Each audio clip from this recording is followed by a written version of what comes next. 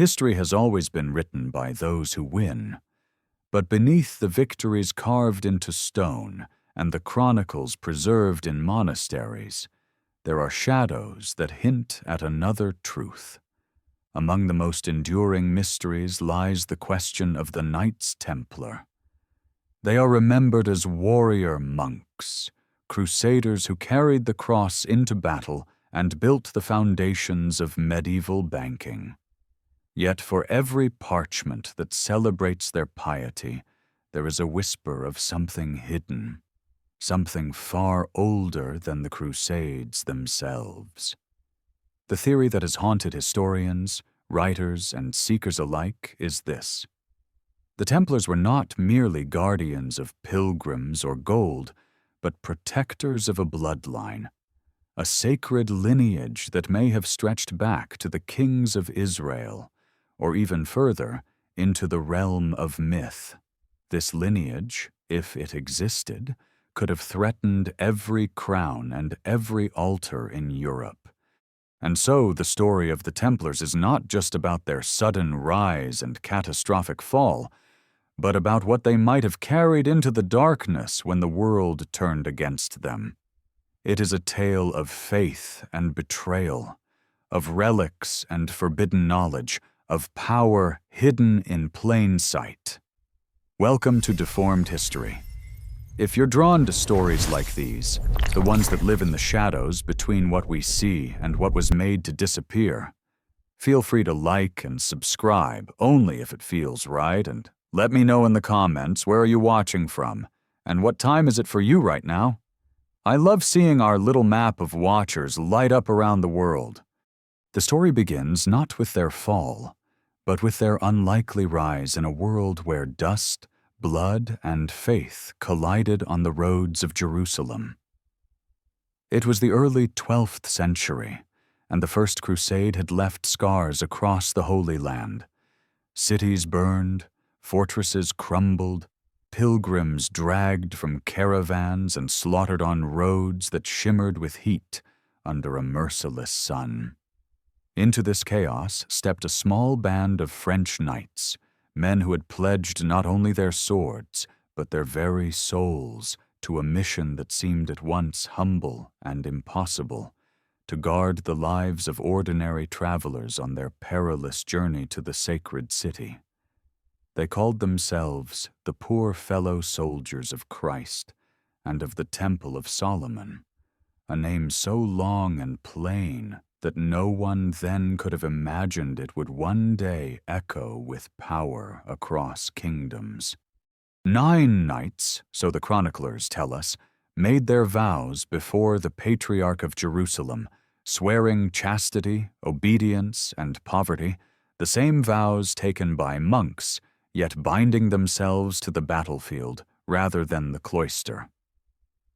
The Temple Mount itself, the heart of Jerusalem and the site of Solomon's ancient sanctuary, became their headquarters. There, among ruins that were said to conceal chambers built by the biblical king, these men set up camp. To the pilgrims who saw them, they must have looked like angels of mercy wrapped in chainmail. But to others, their choice of residence was not merely practical, it was suspicious, even prophetic. For if Solomon's temple had indeed been the resting place of the Ark of the Covenant, then these knights, hidden in their new quarters, were living upon a foundation of legend. It is here that speculation begins, for official records of those first years are thin, like torn pages from a manuscript. Some claim the knights spent their days riding out against bandits, protecting travelers from ambush, but others whisper that their true task was excavation, digging deep beneath the Temple Mount, unearthing relics that had been hidden for centuries. Relics that could explain how 9 obscure men became the nucleus of one of the most powerful orders the world had ever known. What did they find in those shadowed tunnels? Gold and jewels, perhaps, though such treasures alone would not have forged an empire. More likely, they uncovered something intangible: manuscripts inscribed with forgotten knowledge, symbols etched into stone, artifacts tied not only to Christian tradition, but to an ancient bloodline whose roots spread back to Israel's kings. These whispers cling to the story like dust to armor, impossible to shake off. What is certain is that within 2 decades, the Templars, once mocked for their poverty, stood transformed. Kings who once dismissed them now bent the knee for loans. Popes who once scarcely noticed them showered them with privileges no other order could dream of. Exempt from taxes, answering to no authority but the Pope himself, the knights spread their commanderies across Europe. Their white mantles marked with a red cross became a symbol feared on the battlefield and trusted in courts and markets. In a time when most men never left their villages, the Templars moved like phantoms from Jerusalem to Paris, from London to Lisbon, carrying letters of credit that allowed nobles to deposit money in one city and withdraw it in another. It was the birth of international banking, centuries before the modern world would give it a name. But while wealth flowed into their coffers, the question of their purpose only deepened. Were they truly monks with swords, or financiers cloaked in piety? Or did they hold some secret that allowed them to play both roles at once, untouchable, unstoppable? Their castles rose on hilltops like the teeth of giants, stone walls designed not only for defense but for dominance over trade routes and sacred sites. Pilgrims flocked to their protection. Merchants trusted their safes. Kings begged for their loans. Yet through it all, the order maintained an air of silence, a refusal to explain the true source of their sudden might. The chroniclers, often dependent on royal favor, gave little away, but folk tales blossomed in the gaps. Peasants whispered that the knights had dug up Solomon's gold, that they had found the Holy Grail itself, the chalice that caught the blood of Christ and became the vessel of divine kingship. To others, the Grail was not a cup at all, but a family, a bloodline preserved through generations, its existence threatening the very foundations of church and crown. And if the Templars had discovered proof of such a lineage beneath the Temple Mount, then their mission was not merely to guard pilgrims, it was to guard history's most dangerous secret. The Holy Land was their crucible, but Europe became their stage. In Paris, they built the Temple, a fortress palace that dominated the city's skyline, where kings themselves stored their treasures for safekeeping. In London, the round church of the Temple still stands, echoing the design of the Church of the Holy Sepulchre in Jerusalem, as if to remind all who entered that their roots were sunk deep into sacred soil. From Spain to Hungary, their estates grew like vines, each one feeding the order with grain, silver, and soldiers. Yet despite this growth, they clung to their image of poverty, calling themselves paupers, the poor ones, even as their wealth rivaled that of monarchs. Was this humility, irony, or a mask for something far more complex? Legends insist that their rituals hinted at another layer of meaning. Initiates were said to be tested in ways that seemed strange to outsiders, questioned about secrets of faith, perhaps even asked to spit upon the cross as a sign of detachment from appearances and devotion to hidden truth. These accounts, recorded mostly by their enemies, may have been exaggerations crafted to damn them, but they also suggest that the Templars carried within their ranks knowledge not shared with the world at large. knowledge that could bind them together more fiercely than any oath, knowledge that could justify sacrifices that no ordinary knight would endure.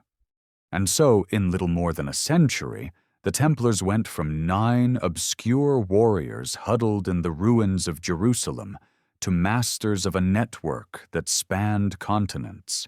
Their rise was meteoric, improbable, almost impossible without some hidden catalyst. Was it discipline and faith alone that propelled them? Or was it the weight of a secret too ancient to name? Their red cross became more than a symbol of martyrdom. It became a seal, a brand stamped across Europe, reminding every peasant, prince, and pope that the Templars were different, set apart, chosen. Yet chosen for what? To protect pilgrims, to guard gold, or to preserve a bloodline that could unmake kingdoms? These questions lingered in the minds of their contemporaries, and they linger still, like the echo of hoofbeats fading into the distance, refusing to die.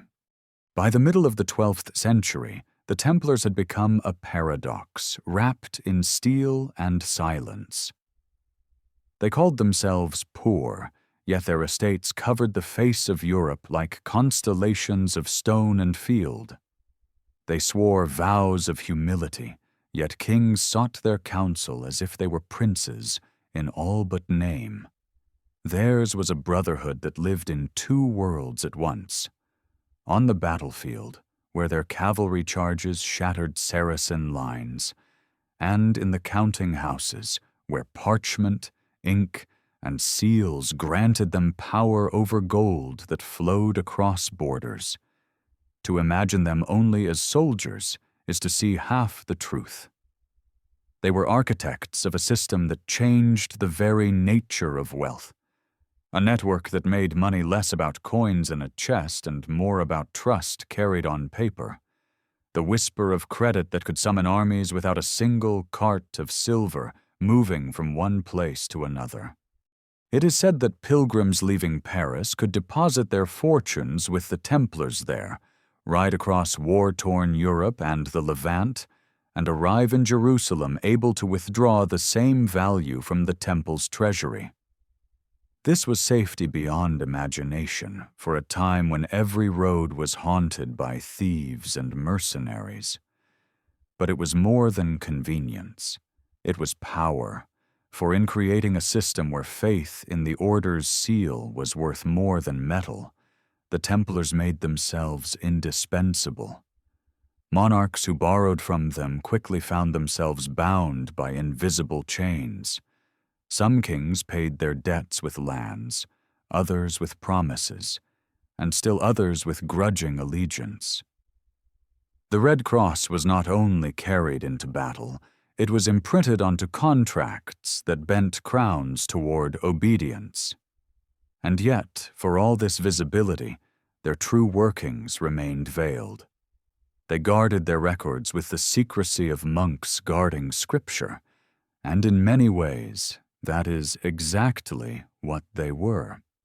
Their scrolls and codices contained not only accounts of grain harvests or tallies of coin, but treaties, letters of alliance, and perhaps even knowledge too dangerous to record openly. Rumors spread that they possessed hidden writings, scrolls salvaged from beneath the Temple Mount, containing ancient wisdom that gave them uncanny foresight in matters of state. To common folk, these whispers blurred with legend, until the Templars seemed to hold keys not only to money and war, but to mysteries reaching back to the dawn of civilization. The Order's influence grew so pervasive that even the Vatican depended on it. Popes granted them privileges other monastic groups could only envy: freedom from local bishops, the right to build their own chapels, exemption from tithes. Some said this relationship was born of mutual necessity, a pact between church and knights that kept both fed and strong. Others believed it was fear, for the popes understood that behind the white mantles were men who might hold relics or revelations capable of challenging even Rome's authority. Did the popes truly control the Templars, or was it the other way around? The answer was likely buried beneath layers of cooperation, rivalry, and shared secrets. A game played in shadows where every move could alter the map of Europe. As the Order's estates multiplied, so too did its castles. These were not simply fortresses, they were symbols of a quiet empire. In Spain, Templar strongholds stood as bulwarks during the long Reconquista, guarding the frontier against Moorish forces. In Portugal, they received entire towns in gratitude for their service, and in time, their descendants would become entwined with the very foundations of that kingdom. In England and France, their properties stretched from bustling cities to lonely hilltops, each one a link in a chain that bound the continent together under their watch. Travelers who saw the Templar banners flying above such walls must have felt the weight of an invisible net cast across Christendom. And yet, in spite of this reach, the Templars insisted they were not lords but servants of God. Their rules forbade them to hunt, to gamble, even to eat meat on certain days, all to maintain an air of austere devotion. But discipline can hide ambition, and the contrast between their simple vows and their worldly might stirred unease. Chronicles tell us that whispers grew louder in taverns and courts alike. What did these knights truly serve? Was it Christ, or some older power concealed beneath their red cross? Their seal showed two riders on a single horse, interpreted as humility, but others claimed it carried a deeper meaning. Duality, secrecy, a sign that the Order lived with two faces. The Holy Land, meanwhile, remained a crucible of fire. Templar knights died by the thousands in sieges and ambushes, yet their losses never seemed to drain the Order's vitality. Whenever one brother fell, another stepped forward, sworn to the same cause. Their fearlessness became legend. Muslim chroniclers wrote of their charges as if describing a storm of iron that could not be stopped until every knight lay dead. But this ferocity came at a price, for the Templars became symbols not of mercy, but of relentless zeal. To friend they were guardians, to foe executioners. And behind their mailed fists always lingered the question, what higher purpose drove them with such unflinching devotion? By the late 12th century, their power was undeniable.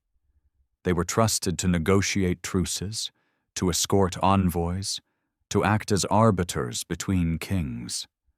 Their black and white banner, the beau géant, was raised in parliaments and battlefields alike, a reminder that the Order stood apart from every throne, yet touched them all.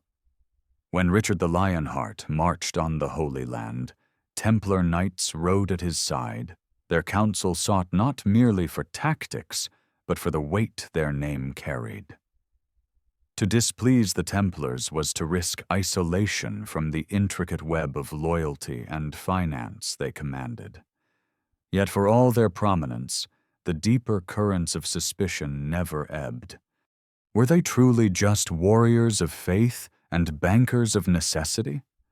Or were they guardians of something so profound it had to be hidden behind layers of ritual, wealth, and steel?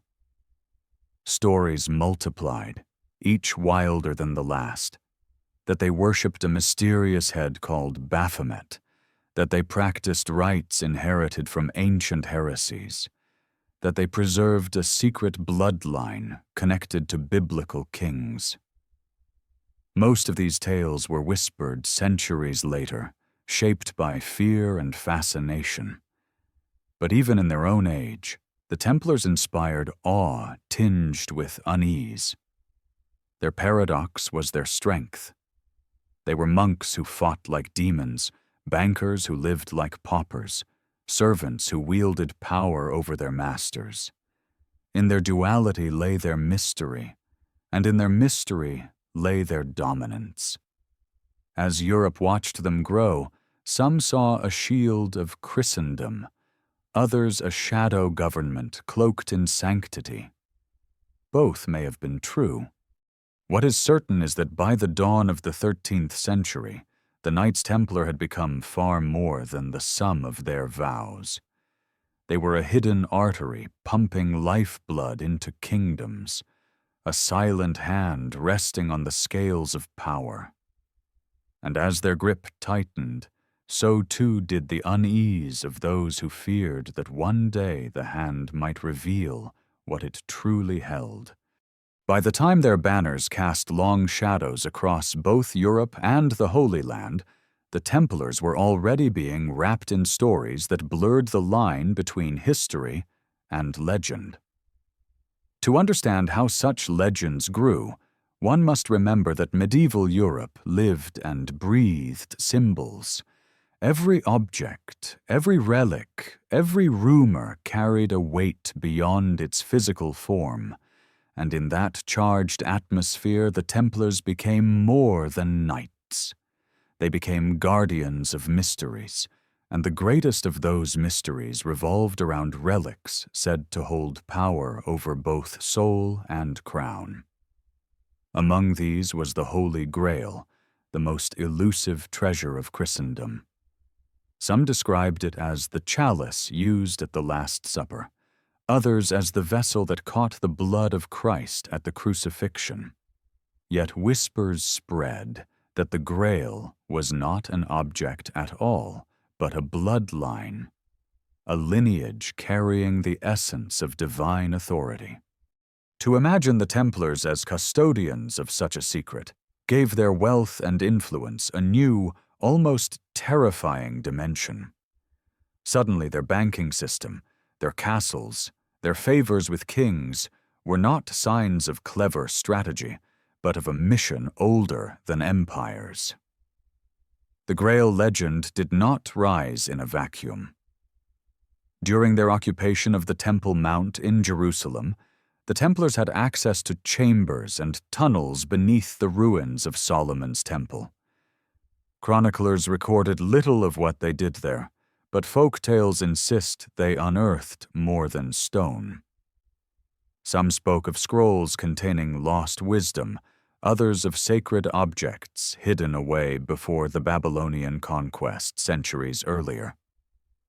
To a medieval mind, the possibility that these knights had touched relics from the age of Israel's kings was enough to blur the ordinary into the miraculous. Even today, archaeologists debate whether Templar excavations might have uncovered genuine artifacts, but history cares less for certainty than for the stories people believe, and in those stories the Templars became guardians not only of pilgrims, but of divine inheritance. It is here that the bloodline theory gathers strength. If the Grail was more than a cup, if it symbolized the continuation of Christ's lineage or the preservation of a royal family said to descend from King David, then the Templars' role shifts dramatically. No longer merely defenders of faith, they become keepers of legitimacy itself. In an age when monarchs claimed divine right to rule, proof of a competing bloodline would have shaken the foundation of every throne. Imagine a parchment discovered beneath the Temple Mount describing descendants of a sacred family, a genealogy that contradicted papal authority and royal claims alike. Such a document, even whispered about, would explain why kings tolerated the order's power and why popes granted them privileges. It was not just fear of their swords or dependence on their loans. It was the unspoken possibility that the Templars held evidence capable of remaking Christendom's hierarchy. The relics associated with the order only fuel this speculation. The Shroud of Turin, long believed to bear the image of Christ, was at times linked to their guardianship. The enigmatic idol called Baphomet, described in trials centuries later, may have been a distorted echo of esoteric traditions preserved within their ranks. Even their seal, the two knights on a single horse, invited interpretation beyond humility. Was it a symbol of brotherhood, or a hidden reminder that their mission carried two faces? The visible vow of poverty and the invisible duty of protecting something far older? Legends of the Ark of the Covenant being spirited away by their hands added another layer, suggesting they not only preserved relics of the Christian story, but also treasures from the Hebrew past. Their contemporaries would have known fragments of these tales, enough to breed awe and suspicion. In the markets of Paris or the ports of Acre, merchants might whisper that the Templars carried sacred objects in their sealed carts, relics that glowed with divine fire, or cursed those who touched them without permission. Such rumors need not be true. In a world alive with fear of the unseen, the possibility alone was enough to elevate the Templars above ordinary men. Even kings bound to earthly power might tremble before knights who claimed to guard heavenly authority. But if they did indeed protect a bloodline, how was it done?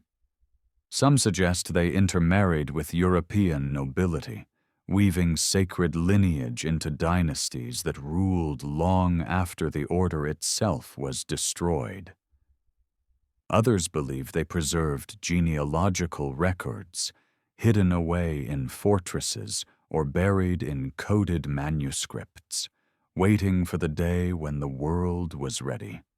Still others argue that the bloodline was never purely physical, but symbolic, a tradition of secret knowledge passed through chosen heirs. Whatever the truth, the effect was the same. The Templars projected an aura of guardianship, as if behind every sword stood not merely a warrior, but centuries of sacred destiny. This perception bled into literature. Troubadours sang of knights who sought the Grail, weaving stories where the line between the Templars' actual deeds and mythical quests disappeared. In Arthurian romances, the Grail became the prize of the purest knight, a symbol of unity between the sacred and the sovereign. For audiences steeped in crusader triumphs and failures, it was easy to imagine the real Templars as embodiments of these tales, men whose secret charges mirrored the quests of legend. Thus history and myth coiled together, each strengthening the other, until the order seemed less like an institution and more like a riddle carved into the very fabric of the Middle Ages. The Grail was not the only relic tied to them. Across Europe, churches claimed to hold pieces of the true cross, bones of saints, drops of sacred blood. Many of these relics passed through Templar hands, either guarded on journeys or locked away in their treasuries. To the faithful, this was proof of their sanctity. To skeptics, it was a reminder that the Templars controlled not just money, but symbols that could rally entire nations. In an era when armies marched for relics, possession of such objects was as valuable as gold. The Templars understood this, and whether they truly held the Grail or the Ark mattered less than the belief that they might. And belief was everything. It allowed the order to walk between thrones, to counsel kings, to defy borders. It created an image that has endured centuries after their fall, the knight not only with sword and shield, but with a secret too dangerous to reveal. Were they guardians of Christ's bloodline, or merely of the idea of it? Did they protect an actual family, hidden among Europe's nobility, or a metaphor for divine authority? The truth remains elusive, buried under centuries of interpretation, suppression, and fascination.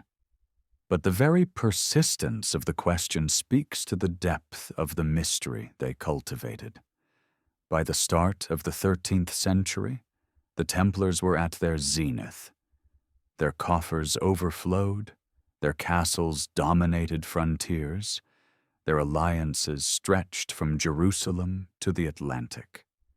And yet in every corridor of power, in every whispered tale, there lingered the suspicion that their strength derived from something unseen, something unrecorded, something that tied them not only to Christendom's present, but to its most sacred past. To some, this made them heroes of faith. To others, heretics cloaked in sanctity. What it truly made them was untouchable, for a time. The deeper their connection to relics and bloodlines, the more threatening their existence became to those who ruled by fragile claims of divine right. And as history has shown again and again, what is too powerful to be controlled often becomes too dangerous to allow. The 13th century marked the height of the Templars' glory, but it also sowed the first shadows of their downfall. By then they were no longer a small brotherhood tucked into the ruins of Jerusalem, but a force that touched nearly every corner of Europe. Their castles crowned hills in France, Spain, and England. Their farms turned barren fields into thriving estates. Their treasuries overflowed with deposits from monarchs who dared not trust their own subjects with such sums. Wherever one traveled, from the bustling markets of London to the vineyards of Champagne to the salt ports of Portugal, one could find the Red Cross fluttering above a commandery. They had become so embedded in the daily life of Christendom that removing them seemed unthinkable. Yet power that grows too vast casts a long shadow, and kings who once leaned on the Templars' support began to fear the day when the order might no longer be servant but master. Their relationship with the papacy remained a delicate balancing act. Popes relied on the Templars as their unofficial bankers, their armored emissaries, their defenders of holy sites. But with every privilege granted, resentment simmered in the hearts of secular rulers. To owe the Templars was to live in a cage of silk, luxurious yet suffocating. A monarch could march his armies into battle, but he still needed the order's gold to feed them. He could issue decrees of divine authority, but he knew the knights held relics and secrets that could undermine his claim. This tension was rarely spoken aloud, yet it hung over every royal audience like the sword of Damocles. France, the beating heart of medieval Europe, provides the clearest window into this uneasy bond. The French kings had long been entangled with the order, borrowing staggering sums to fund wars, coronations, and endless intrigues. The temple in Paris was not only a fortress, but a financial hub, its coffers stacked with gold that technically belonged to others, but was controlled by the knights. Kings deposited their wealth there for safekeeping, and when debts spiraled, the order's ledgers became chains. Philip II and Louis IX both leaned heavily on Templar finance, but it was Philip IV, later called Philip the Fair, who would reveal the danger of such entanglement. His reign was marked by extravagance and war, and though the Templars lent him fortune after fortune, their willingness to act as creditors only deepened his dependence.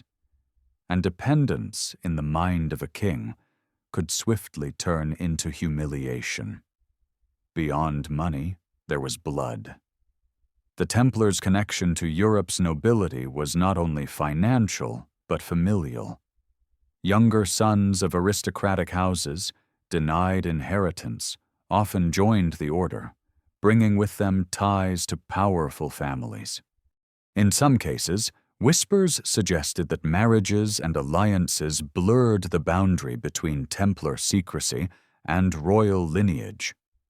If the knights were indeed safeguarding a sacred bloodline, as so many legends insist, then their proximity to noble houses was no accident. It was strategy. A child born of such unions might carry within them both the blessing of royal heritage and the protection of the temple. For monarchs already anxious about their thrones, the thought of a rival claimant backed by the Templars' wealth and mystique was terrifying. And yet the order still held immense popularity among common folk. Pilgrims revered them as protectors, farmers respected their discipline, merchants trusted their word. It is difficult to overstate how unusual this was in a time when most military orders inspired fear rather than loyalty. The Templars moved through villages like armored monks, their reputation burnished by both piety and efficiency. To peasants who saw their local lords squander fortunes or wage petty wars, the sight of knights who spoke little, prayed much, and delivered swift justice must have felt like a glimpse of a higher order. But popularity among the people only sharpened the anxieties of rulers. A king can tolerate a rival army. It is harder to tolerate a rival loyalty. In this environment, every rumor about the Templars became more dangerous. Tales of their secret rituals spread like wildfire. Some claimed new initiates were made to deny Christ, not as blasphemy, but as a test of faith beyond appearances. Others whispered of strange idols, heads carved of stone or metal, worshipped in hidden chambers. To modern ears, these stories sound like the inventions of enemies. But in a medieval world, alive with suspicion, such charges carried lethal weight. Heresy was not merely a theological error, it was treason against the fabric of society. The very rumors that may have been tolerated when the Templars were seen as saviors could become daggers when they were perceived as rivals. Meanwhile, the Holy Land, the crucible that had given the order its identity, was slipping away. Jerusalem had been lost and regained, only to be lost again. Crusader fortresses fell one by one, their garrisons slaughtered or enslaved, until finally Acre, the last great stronghold, collapsed in 1291. With its fall, the Templars no longer had a holy city to defend. They retreated to Cyprus, licking their wounds, but their original mission was now hollow. To kings and nobles back in Europe, this shift was decisive. The order still possessed staggering wealth, vast estates, and influence at court, but it no longer had a clear battlefield purpose. Soldiers without a war, bankers without humility, guardians without pilgrims. To many, the Templars looked less like protectors of Christendom and more like a private empire drifting dangerously free of control. And in the silence left by lost battles, the whispers about bloodlines and relics grew louder. If the Templars were no longer fighting for Jerusalem, what were they fighting for? Some suggested their true war had always been hidden. A struggle not for cities, but for continuity of a lineage that could reshape Europe. Others believed they had retreated into pure greed, clinging to wealth for its own sake. Both explanations carried poison. The first threatened the legitimacy of monarchs. The second threatened the moral authority of the Church. Either one could justify destruction. What makes this period so haunting is the sense of inevitability that creeps across the chronicles. Every banquet hosted by a king who owed them money, every papal decree granting them further exemptions, every castle raised in lands far from the Holy Land. They were victories that looked, in hindsight, like overreach. The order had built its house not on sand, but on the shifting ground of royal favor, and favor can turn to fear in an instant. By the final years of the 13th century, the Templars had become indispensable and intolerable all at once. They had achieved what few could: wealth without taxes, armies without borders, influence without crowns. And for that very reason, their destruction was only a question of when, not if. Yet it would be a mistake to imagine them as oblivious to the danger. The Templars themselves surely understood the precariousness of their position, their secrecy, their layered rituals, their guarded symbols. All of these may have been defenses not only against outside heresy, but against the inevitability of betrayal. Whether they truly protected a bloodline, or whether that bloodline was metaphor and myth, their very survival depended on silence. And silence, for a time, kept them safe. But Europe was changing.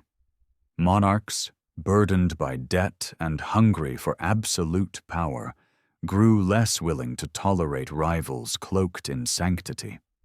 And in one of them, Philip IV of France, the Templars would meet not only suspicion, but ruthless ambition sharpened into a blade. In the early years of the 14th century, the Templars seemed untouchable, yet beneath the calm surface of their dominion currents of danger swirled ever faster. Philip IV of France, remembered as Philip the Fair not for kindness but for his striking appearance, had inherited both a glittering crown and a suffocating debt. His wars against England, his struggles with Flanders, and his endless ambitions had drained the treasury dry. The Temple in Paris, with its impregnable vaults and inexhaustible ledgers, stood as both a salvation and a humiliation. For every loan extended, for every account settled by Templar clerks, Philip's dependence grew heavier, and with dependence came resentment. He was a king bound not by chains of iron, but by parchment and seals, and the more he gazed upon the order's wealth, the more he desired to tear it from their grasp. The Pope of the time, Clement V, newly installed and politically cautious, added another layer of complexity. Clement owed his very papacy to Philip's influence, and his seat in Avignon rather than Rome was a symbol of the king's power over the church. Philip leaned on this connection like a hammer waiting to fall. If the Templars were to be destroyed, the Pope's cooperation, or at least his silence, would be necessary. Yet Clement hesitated. The order had served the church faithfully for centuries. They had carried the papal banner into battle, guarded pilgrims, lent their treasure to holy causes. To condemn them outright would be to shake the foundations of Christendom.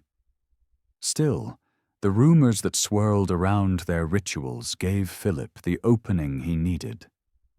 Charges of heresy had always been the most effective weapon in a medieval ruler's arsenal. Heresy was invisible, indefensible, and terrifying, for it threatened not only the state but the soul.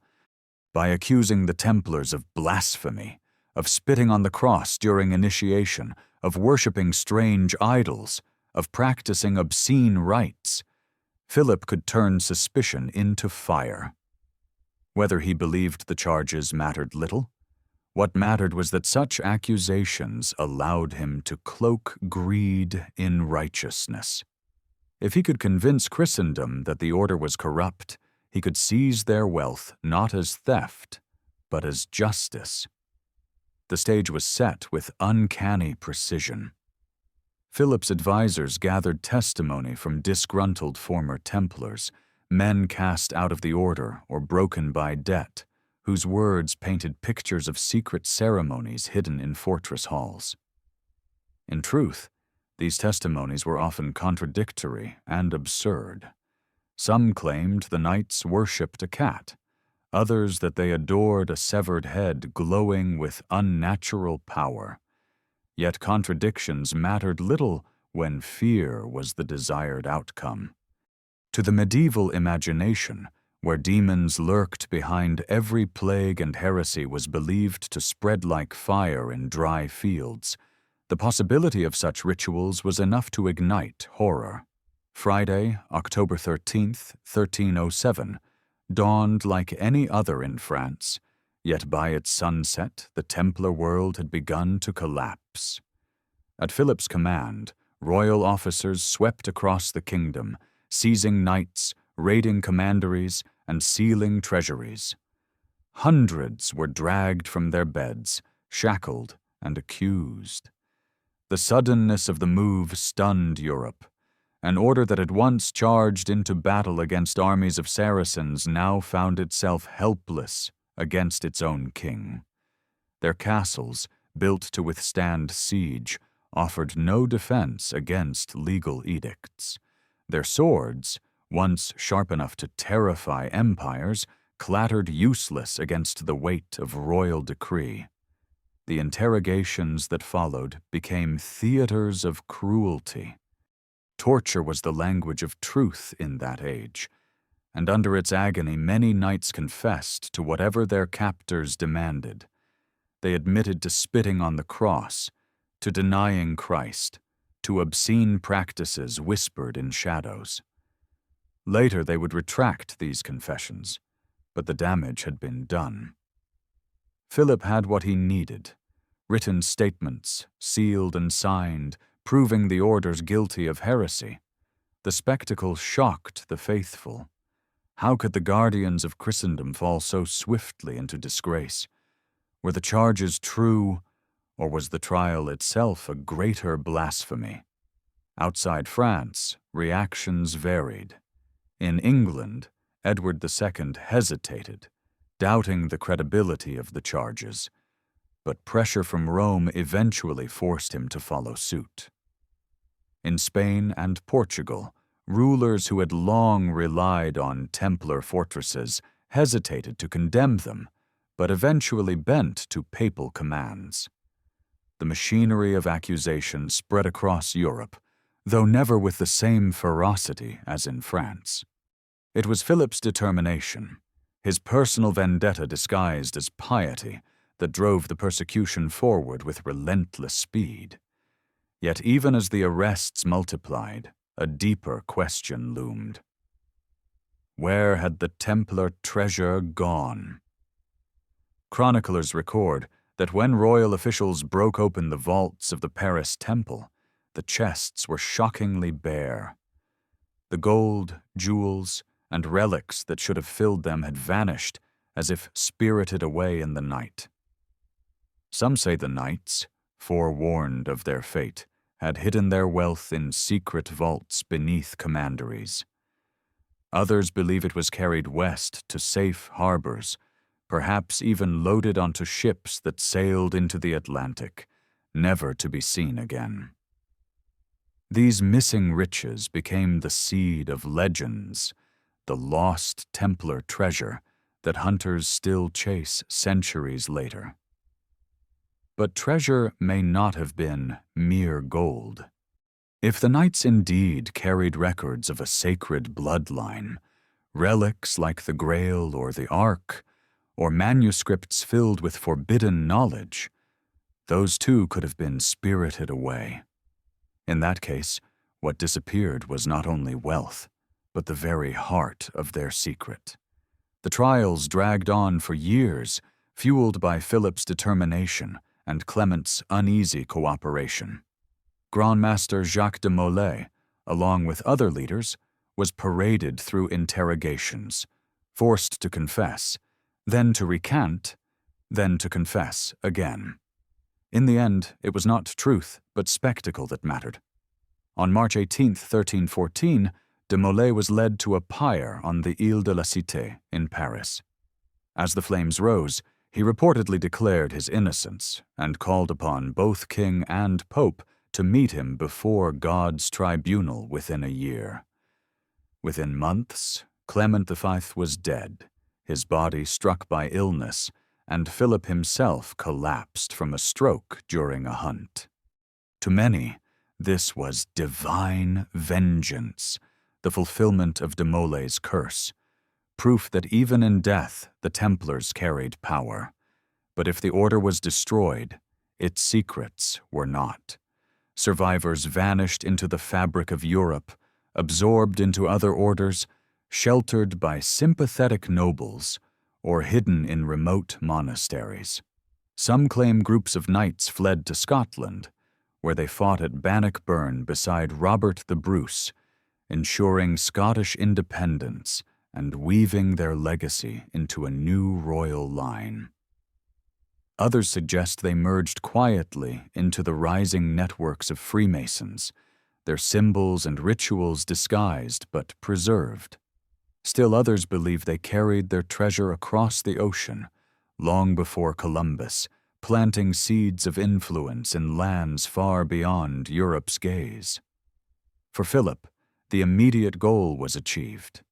The order's wealth, or what could be seized of it, flowed into royal coffers. Their lands were redistributed, their castles claimed. Yet in erasing the Templars, he unleashed a mystery that no crown could control. Instead of ending their influence, he had made them immortal in rumor and legend. From that day forward, their story would be told not only in chronicles, but in whispers, in myths of buried treasure, in tales of secret bloodlines that survived persecution. Their destruction became not an ending, but a transformation. What remains chilling is the precision of their fall. They were not defeated in battle, not overwhelmed by superior armies, but dismantled by fear, envy, and politics. Their enemies did not need to storm walls. They only needed to plant doubt in hearts already uneasy with the order's power. That doubt spread faster than any sword could strike, and by the time the flames consumed Jacques de Molay, the Templars had already passed from history into legend. Yet in the silence after the pyres burned out, the questions lingered. What secret was so dangerous that it demanded annihilation? And if the treasure was truly gone, where did it rest, and who guards it still? The flames that consumed Jacques de Molay and the senior leaders of the Templar Order were meant to be a final act, a closing of the book that had troubled kings and popes alike. Yet history has a way of refusing neat endings, especially when legends already burn brighter than truth. With the formal dissolution of the Templars, their castles seized and their treasuries plundered, one might expect the order to vanish like smoke. But what followed instead was a transformation more mysterious than their rise or fall. For while France celebrated its grim victory, the Templars did not disappear. They shifted, adapted, survived in shadows where kings could not reach. And in that survival they became something far larger than a military brotherhood. They became a myth woven into the fabric of Europe, a myth that whispered of survival against impossible odds and of secrets too great to be destroyed. Scotland is the first and most persistent refuge claimed by tradition.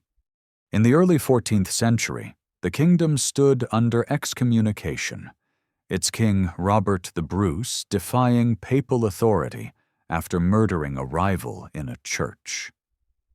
This isolation made Scotland a natural haven for outcasts, and many stories insist that fugitive Templars found safety on its rugged shores. At Bannockburn in 1314, the decisive battle where Robert the Bruce shattered English forces, Chroniclers describe strange mounted warriors who appeared at the critical moment, charging with a ferocity that turned the tide. To some, these were ordinary Scots. To others, they were remnants of the Temple, men who had traded their white mantles for anonymity but had not forgotten their vows. The legend endures because it fits so perfectly. Exiled knights fighting beside an exiled king, binding their fates in blood and victory. Portugal offers another thread in the tapestry of survival. There, King Denis, sympathetic to the Templars, refused to treat them as criminals. Instead, he created a new order, the Order of Christ, and transferred Templar lands and privileges into its hands. The continuity was thinly veiled. Many former Templars simply changed their insignia and continued their work. It was under this order that Portuguese exploration flourished in the centuries to come, with Henry the Navigator, a Grand Master of the Order of Christ, sponsoring voyages that opened sea routes to Africa, India, and beyond. In this sense, the Templars may not only have survived, but helped launch the Age of Discovery, carrying their knowledge and symbols onto the decks of caravels that pushed into uncharted waters. In Spain, similar transformations occurred. The Crown of Aragon absorbed much of the Templars' property, but the men themselves often found homes in other military orders, like the Order of Montesa.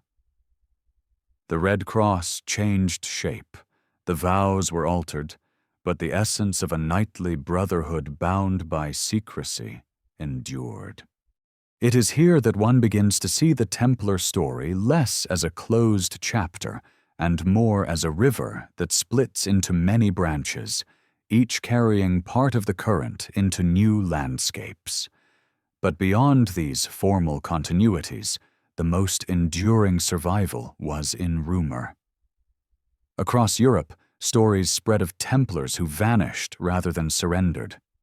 Some said they fled east, crossing the seas to join hidden Christian enclaves or to merge with esoteric sects whose roots stretched back to Gnostic times.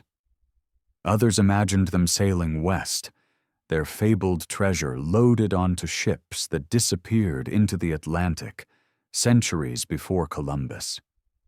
These tales were not idle fantasies. They reflected a sense that the Order's secrets, whatever they were, could not simply be erased by royal decree.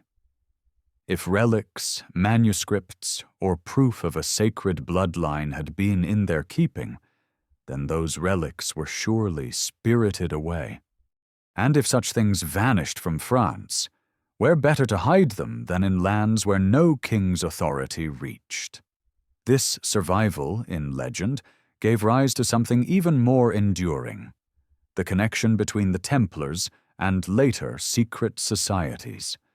By the 17th century, the Freemasons had risen as a brotherhood of builders and philosophers, cloaked in symbols drawn from biblical architecture and esoteric traditions. To many, it was natural to see them as heirs of the Temple, inheritors of a tradition that prized secrecy, ritual, and a vision of sacred order.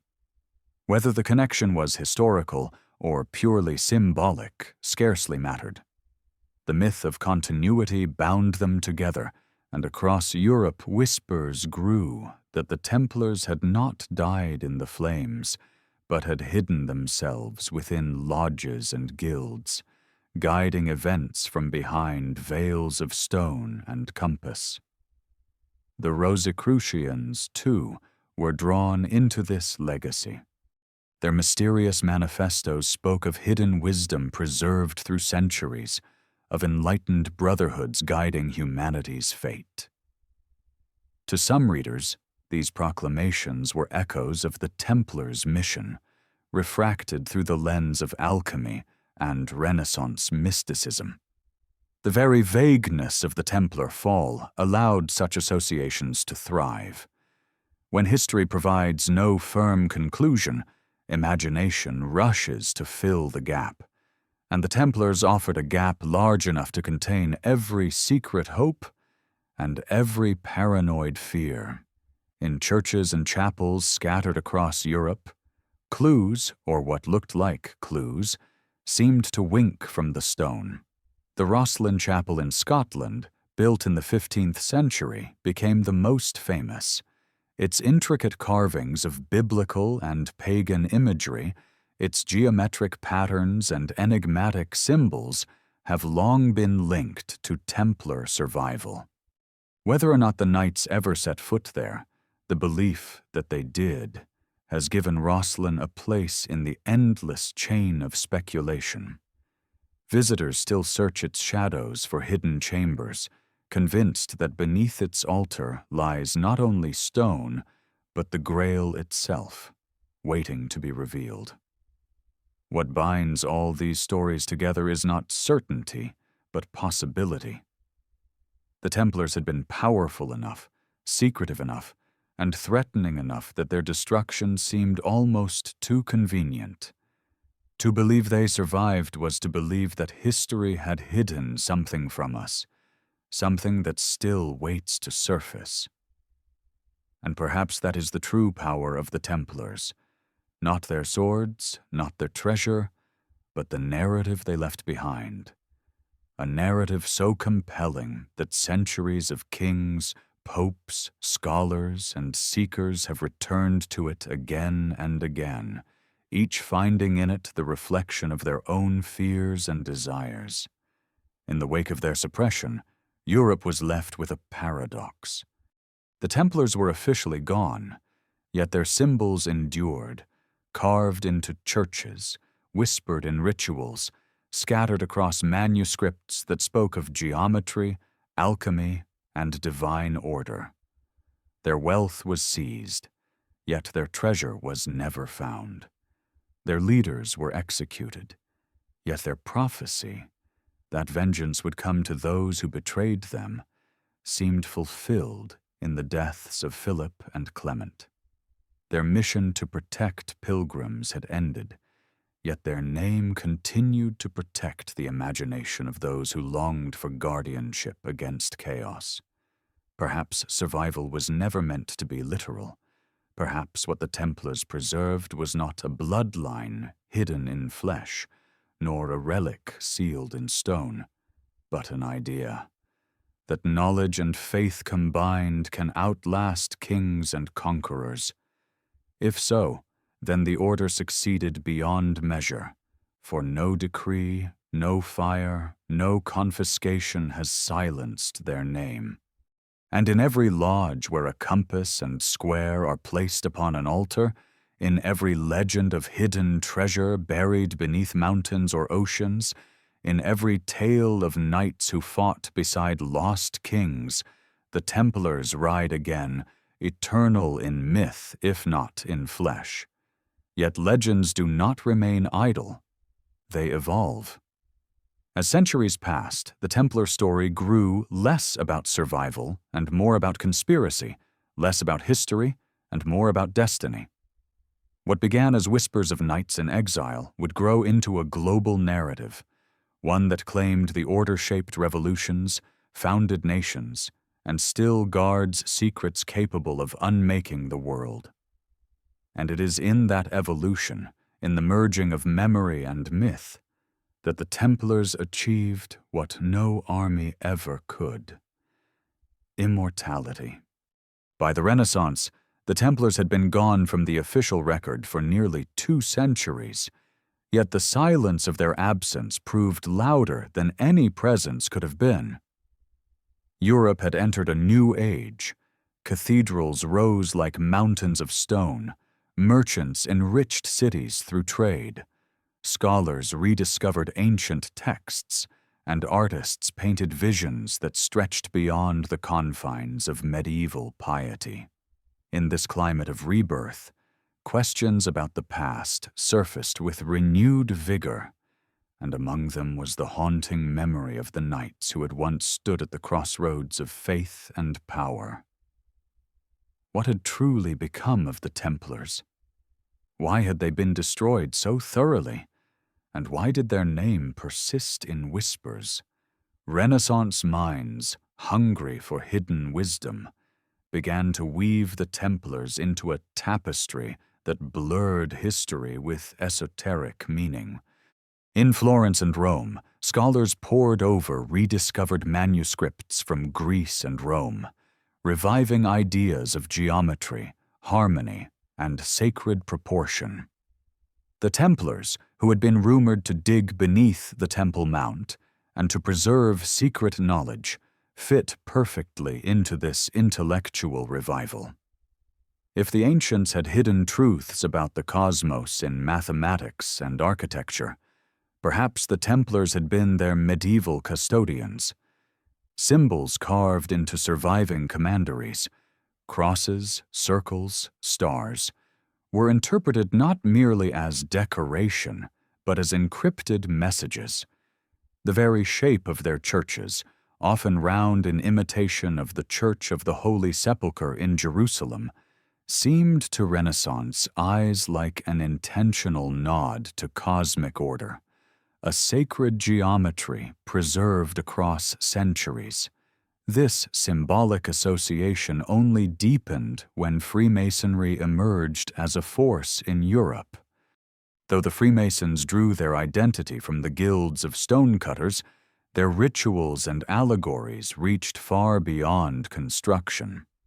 They spoke of Solomon's temple, of hidden wisdom encoded in architecture, of the moral duty to build not only with stone, but with virtue. In such a framework, the connection to the Templars became irresistible. If the Knights had truly uncovered scrolls or relics beneath the Temple Mount, then surely the Freemasons were their heirs, charged with preserving and transmitting that knowledge under the guise of craft. The lodges of Europe, gathering nobles, philosophers, and merchants alike, became fertile ground for the idea that the Templar flame still burned, hidden behind Masonic symbols of compass and square. Renaissance art, too, reflected this fascination. In paintings of the Grail legend, knights cloaked in white mantles appeared even when the historical order no longer existed. Writers resurrected tales of the Grail as a symbol not only of divine grace, but of secret lineage, intertwining the Templars with the broader myth of a sacred bloodline stretching back to Christ or King David. The poetry of the troubadours, long dormant, was revived with new interpretations, casting the knights as questing figures whose true treasure was hidden knowledge, not gold. In this way, the Templars were reborn as archetypes, seekers, guardians, and martyrs to truths too dangerous for their own time. But it was not only in literature or art that their ghostly presence persisted. Architecture itself became a language of survival. The Rosslyn Chapel in Scotland, built in the 15th century, stood as a marvel of stonework so dense with symbolism that it seemed almost designed to provoke speculation. Carvings of vines and stars, angels and demons, geometric patterns and enigmatic figures filled every surface. To later generations, Rosslyn was a cipher, a stone manuscript that hinted at hidden Templar secrets. Some claimed it held the Grail, others that it concealed genealogical records of a sacred bloodline. Whether true or not, the chapel gave physical form to the idea that the Templars had left behind not just stories, but coded messages, waiting for the initiated to decipher. The Enlightenment of the 17th and 18th centuries added another layer to this transformation. As Europe's thinkers embraced reason, science, and skepticism toward religious authority, the Templars' story was retold as one of injustice. Voltaire, ever eager to challenge the Church, pointed to their trial as evidence of clerical corruption and royal greed. To Enlightenment minds, the Templars were not heretics, but victims of tyranny. Men condemned not for sin, but for threatening the balance of power. Their legend thus shifted from religious mysticism to political symbolism. They became martyrs of freedom, precursors to modern struggles against authoritarian rule. Lodges of Freemasonry, often filled with Enlightenment thinkers, absorbed this view eagerly. Within their rituals, the Templars became symbols of brotherhood persecuted by corrupt authority, a mirror for their own battles against dogma and monarchy. This political reinterpretation did not erase the older myths of bloodlines and relics. Rather, it blended with them. In the salons of Paris and the taverns of London, one might hear both that the Templars had preserved sacred geometry from Solomon's temple, and that they had died as early defenders of liberty. Myth and ideology mingled until the order became all things to all people, a vessel into which each age poured its longings. To seekers of hidden wisdom, they were guardians of esoteric truth. To revolutionaries, they were martyrs to freedom. To romantics, they were tragic heroes betrayed by greed. And through it all, their symbols endured. The Red Cross remained a mark of mystery. The Beausion banner, half black and half white, was remembered as a sign of duality. Light and darkness, good and evil, life and death. Even the tales of their supposed idol Baphomet, once used to condemn them, were reclaimed by occultists who saw in it a cipher of balance, a fusion of opposites reflecting cosmic truth. Every fragment of their story, once weaponized against them, became fuel for their immortality in legend. It is in this period that the Templars ceased to belong solely to the Middle Ages. They became timeless, claimed by scholars, mystics, artists, and rebels across centuries. To walk into a Masonic lodge in the 18th century, to read a romantic poem in the 19th, or to study esoteric manuscripts in the 20th, one would encounter echoes of the Templars, refracted through the lens of each new era. Their destruction, once intended to erase them, had paradoxically ensured their survival as symbols infinitely adaptable to human imagination. By the close of the Enlightenment, the Templars had traveled far from the dusty roads of Jerusalem. No longer bound to their original mission of guarding pilgrims, they lived instead in the collective psyche of Europe. They were ghosts that haunted architecture, emblems that adorned lodges, martyrs that inspired revolutionaries, mysteries that fascinated scholars. And as nations rose and fell, as crowns toppled and empires crumbled, their legend remained untouched, a reminder that ideas, especially forbidden ones, can outlast fire and sword.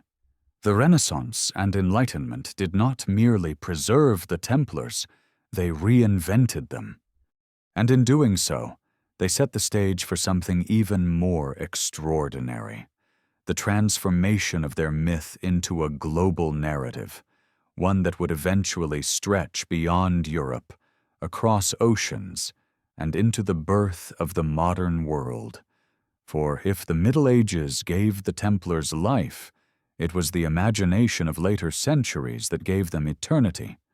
As Europe turned its gaze outward to the oceans, driven by the hunger for trade and discovery, the legend of the Templars slipped quietly into the sails of caravels and galleons.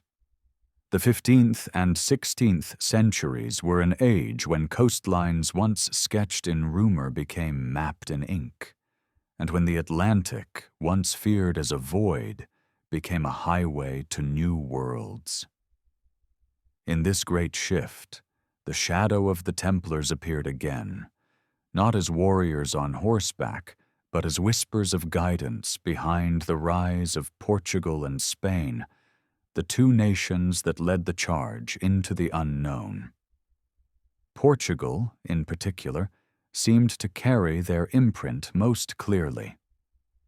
After the official suppression of the order, King Denis had refused to condemn the Knights. Instead, he created the Order of Christ, a new brotherhood that inherited Templar lands, castles, and traditions almost intact. The change was cosmetic, a matter of insignia and name. Behind the new symbols, many of the same men continued their vows, their knowledge of navigation and fortification intact. It was no coincidence that centuries later, Prince Henry the Navigator, one of the most pivotal figures in the dawn of exploration, served as Grand Master of the Order of Christ. Under his patronage, Portuguese ships pushed beyond the familiar shores of Europe, charting routes down the coast of Africa, reaching the Cape Verde Islands, and preparing the path that would lead to India and the Far East.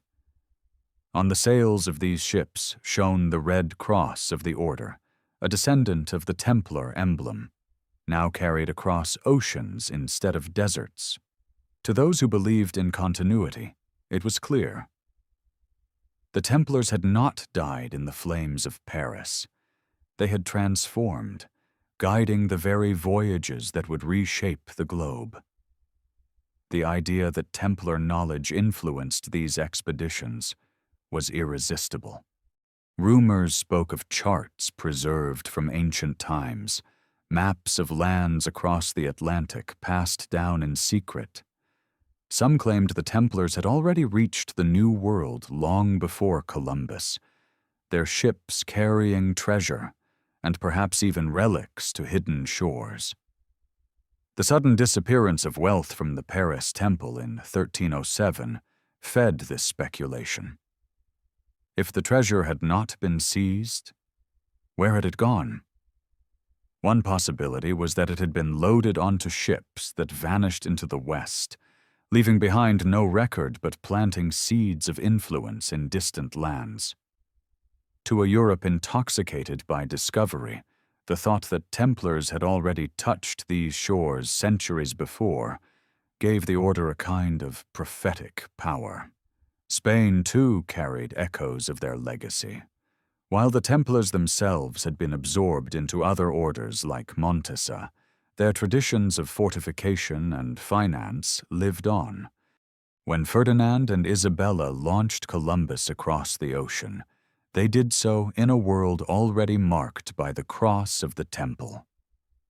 The Spanish conquest of the Americas unfolded under the same banner of faith and power that had once animated the Crusades, and in this sense the Templars' mission continued by proxy. Where once they had sought Jerusalem, now explorers sought a new Jerusalem in lands overflowing with gold and souls to convert. The New World itself soon became fertile ground for Templar speculation. Legends of hidden cities, of vast treasures guarded by secret brotherhoods, began to weave themselves into the fabric of colonial imagination.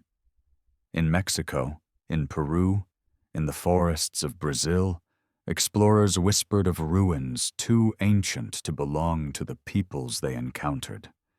Were these traces of civilizations forgotten, or of visitors who had arrived before? To believers in Templar survival, the answer was obvious. The Knights had carried their secrets across the ocean and left them hidden in stone and earth, awaiting rediscovery. As the centuries unfolded, the Templar myth grew entwined with the birth of new nations. In France, their memory simmered beneath layers of secrecy, often tied to Freemasonry. In Scotland, stories of their aid to Robert the Bruce persisted, feeding the sense that they had survived as hidden guardians. When Scottish and French emigrants later crossed the Atlantic to the colonies of North America, they carried with them the symbols and rituals that hinted at Templar descent. It was here, in the crucible of revolution, that the order's ghost found fresh breath. The founding fathers of the United States included Freemasons, whose lodges carried the imagery of the temple. The architecture of Washington, D.C., its obelisks, domes, and geometric layouts, was interpreted by later generations as proof that Templar knowledge, filtered through Masonry, had guided the birth of a new republic. This connection, whether real or symbolic, gave the Templars a role in a story far greater than their medieval origin. They were no longer confined to Jerusalem or Paris.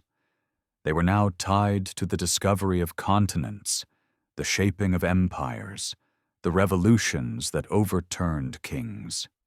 Every time their red cross appeared on a sail, every time a compass was laid on a Masonic altar, every time a legend of hidden treasure arose in the New World, the Templars were reborn. Their survival was not only in secret brotherhoods, but in the imagination of nations, where myth was as powerful as fact. The age of exploration also shifted the nature of their legend. Once they had been seen primarily as warriors or heretics, now they were viewed as navigators, map-makers, custodians of ancient science. Some even tied them to lost civilizations, Atlantis, Mu, or other mythical continents believed to lie beneath the waves. The idea was simple yet profound. The Templars, through their excavations in Jerusalem or their hidden manuscripts, had inherited knowledge older than Christianity itself, knowledge that allowed them to guide ships across oceans long before others dared. Their survival, then, was not just physical, but intellectual. They were guardians of a wisdom that defied time and geography. In this way, the story of their continuity expanded from Europe into the world. The Rosslyn Chapel might hold carvings of maize and aloe, plants unknown in medieval Scotland, suggesting to some that the Templars had seen the Americas before Columbus. In Oak Island, Nova Scotia, legends of buried treasure tied to the Templars have persisted for centuries, with diggers convinced that beneath the layers of earth lies the hoard spirited away from France. Whether any of these stories hold truth matters less than the fact that they are believed, for belief has always been the engine of the Templar myth.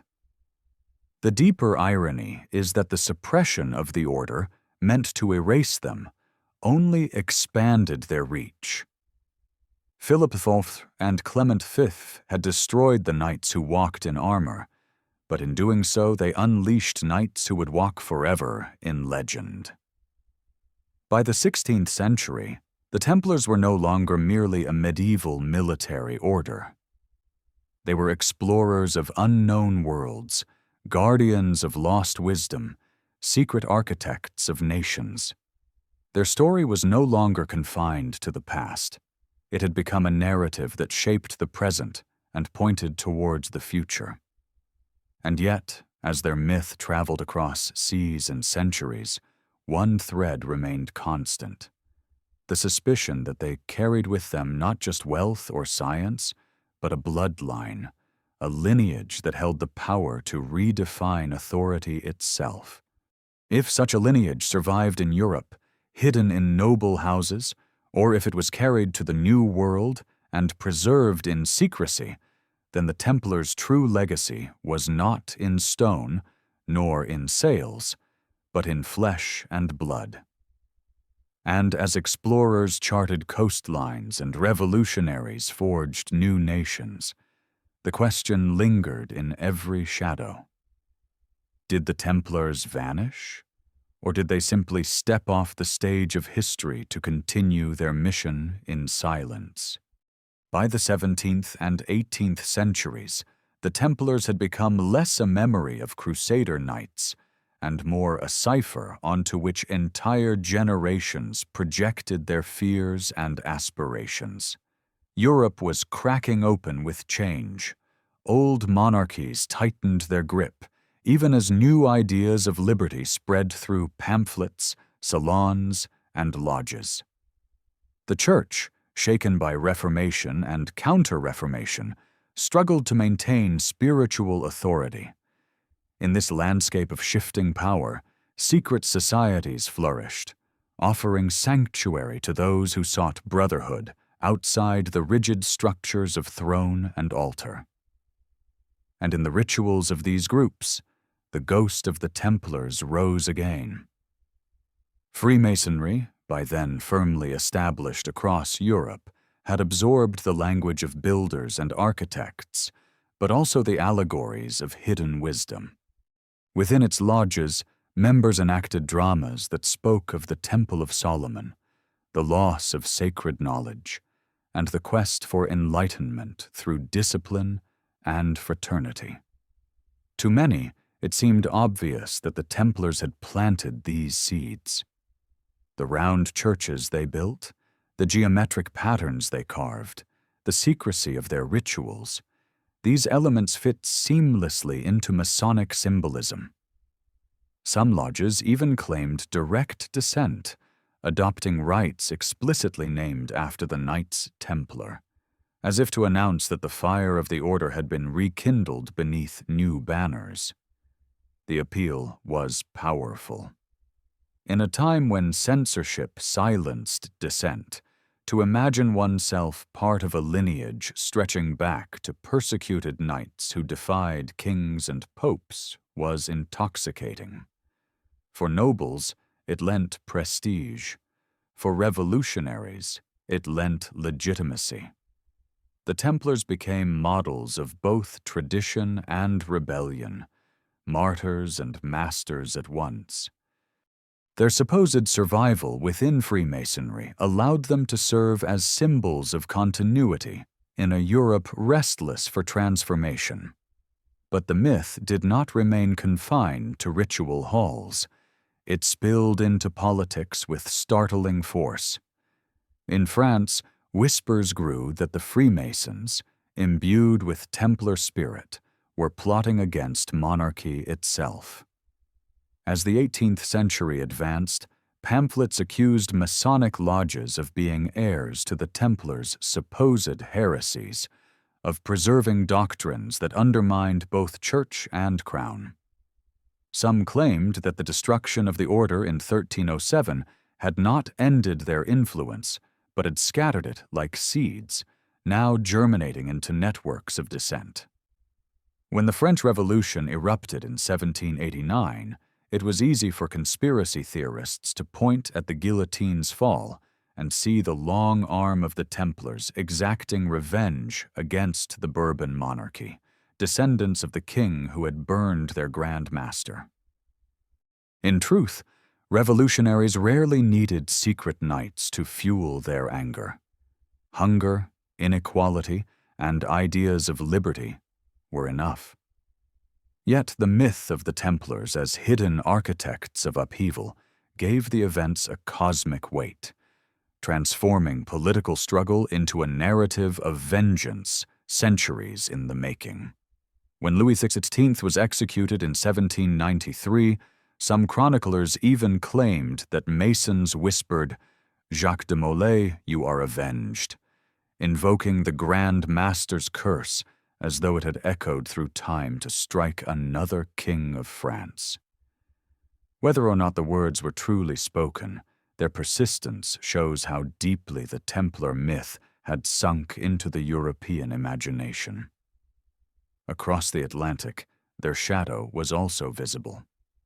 The American Revolution unfolded in a landscape already rich with Masonic influence, and though Freemasonry was not synonymous with Templar heritage, the association clung stubbornly. George Washington, Benjamin Franklin, and other founding fathers belonged to lodges where symbolism of the temple and its builders played a central role. The architecture of the new capital, Washington, D.C., laid out with geometric precision, seemed to some like proof of Templar design filtered through Masonic vision. The obelisk that would later rise as the Washington Monument and the Great Dome of the Capitol were interpreted as echoes of ancient wisdom once guarded by the Knights. The new republic, born in rebellion against a crown, was imagined by some as the fulfillment of a Templar dream, a nation free from papal and monarchical control, a realm where liberty might flourish under the watch of symbols older than kings.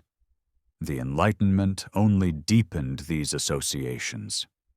Philosophers who challenged religious orthodoxy found in the Templars a ready-made example of martyrs to superstition. Voltaire, who mocked the Church with biting wit, invoked the order's trial as evidence of clerical corruption and royal tyranny.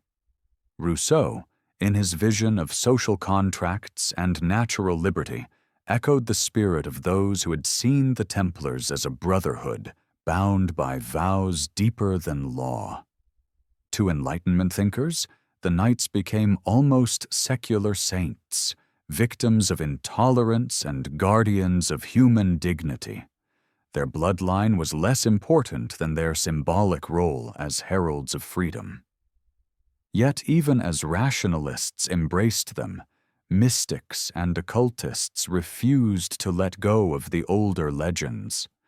Alchemists wrote of Templar treasures hidden beneath mountains, of manuscripts encoded with formulas to transmute base metal into gold or mortality into immortality. Rosicrucians linked themselves to the Knights as preservers of divine wisdom passed down in secrecy.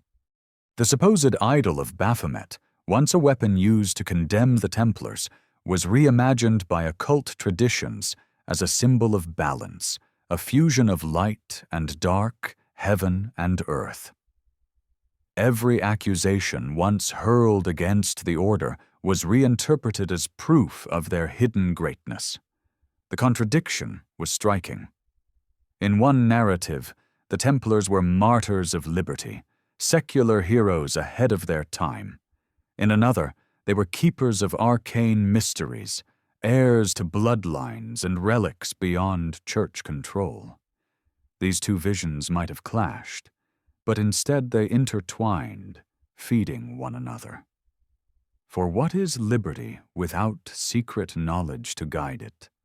And what is hidden wisdom without the courage to defend it against tyrants?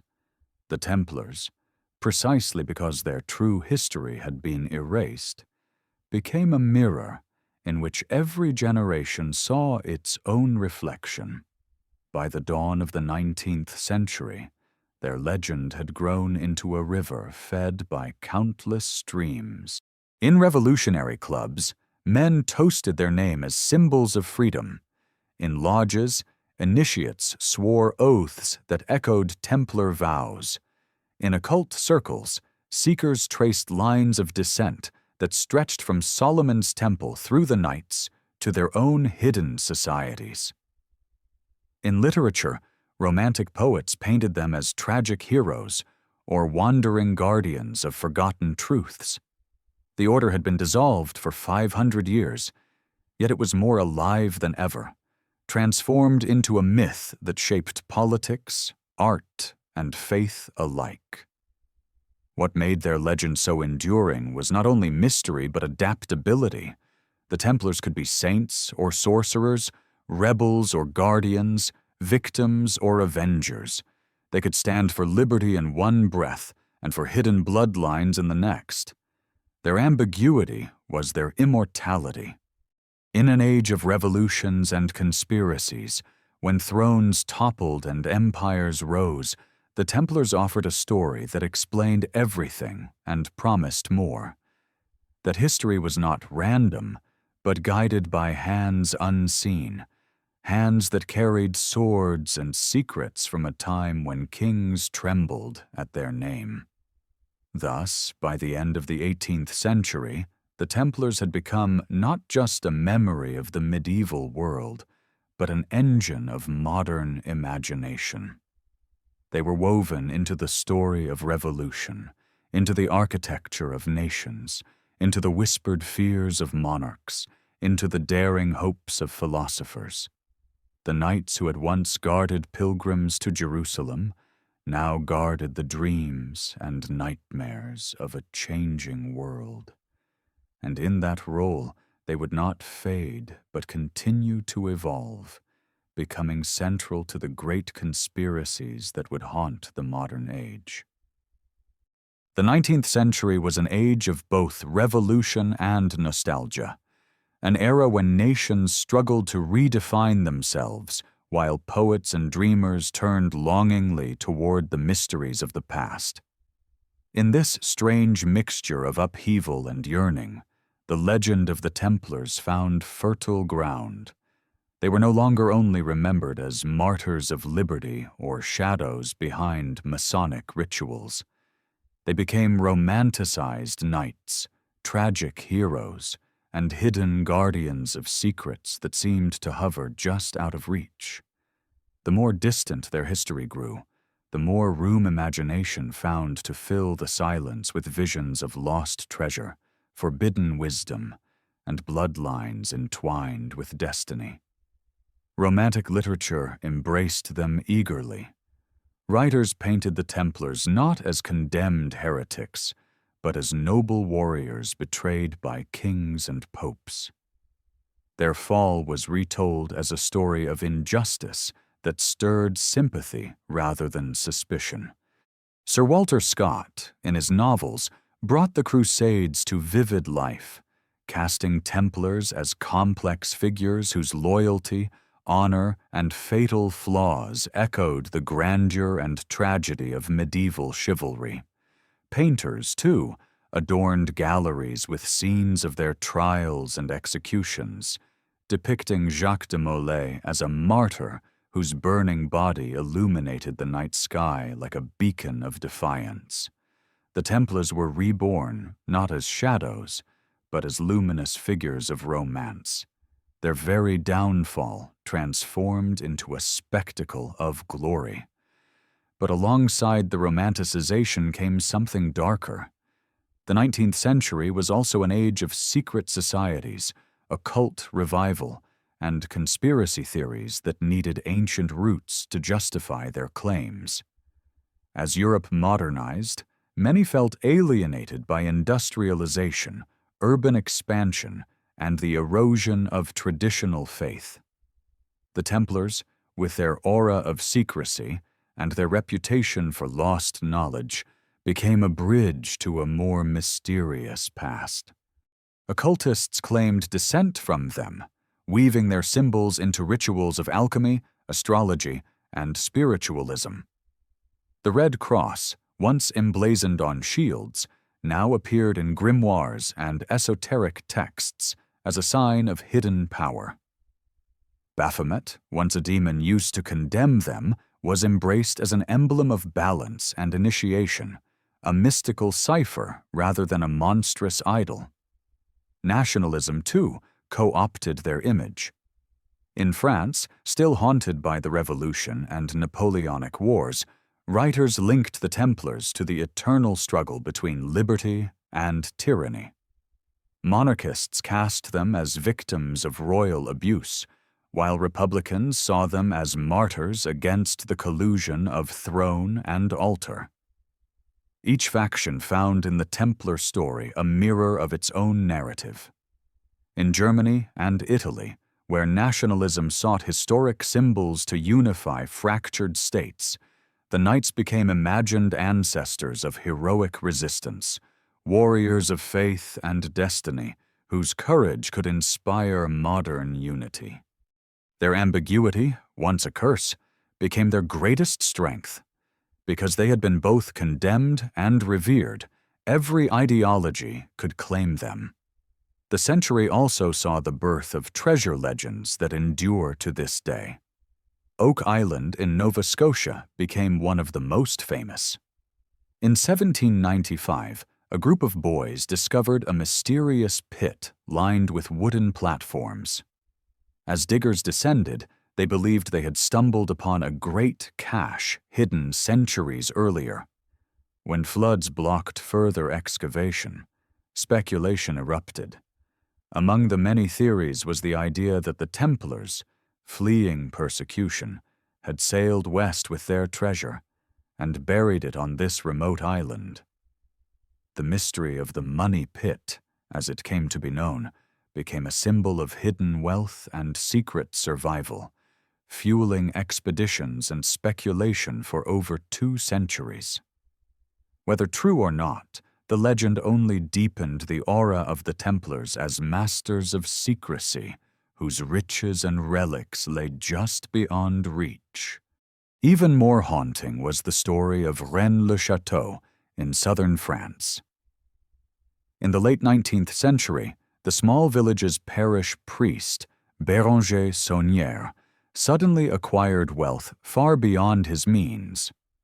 Rumors spread that he had discovered documents hidden in the church, records tied to the Templars and perhaps to a sacred bloodline reaching back to Christ himself. Saunière's lavish renovations, strange symbols, and unexplained fortune created a storm of speculation. Was Rennes-le-Château the site of the Grail, of Templar treasure, of genealogies suppressed for centuries? Writers, mystics, and adventurers flocked to the village, each weaving new layers onto the mystery.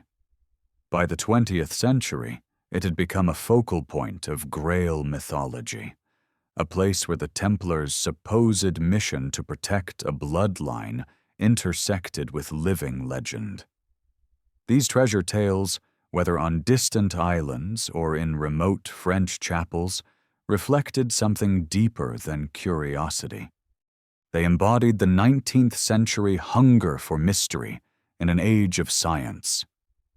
As railroads crossed continents and machines shrank the world, the Templars represented the opposite: the unknowable, the forbidden, the secret that refused to be tamed.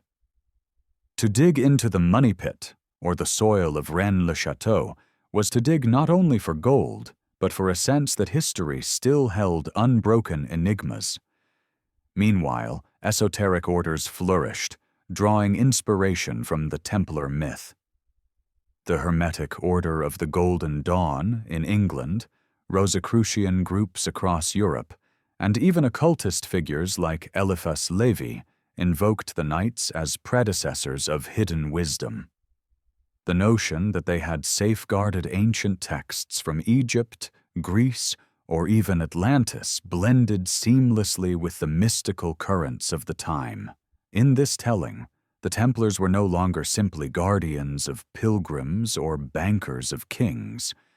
They were custodians of a universal tradition, linking biblical revelation to pagan mysteries, medieval chivalry to modern occultism.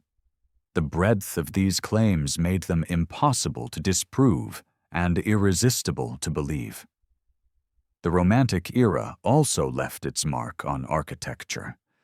Neo-Gothic cathedrals and castles across Europe revived medieval styles, and in their stained glass and masonry one often found Templar crosses or imagined depictions of their knights.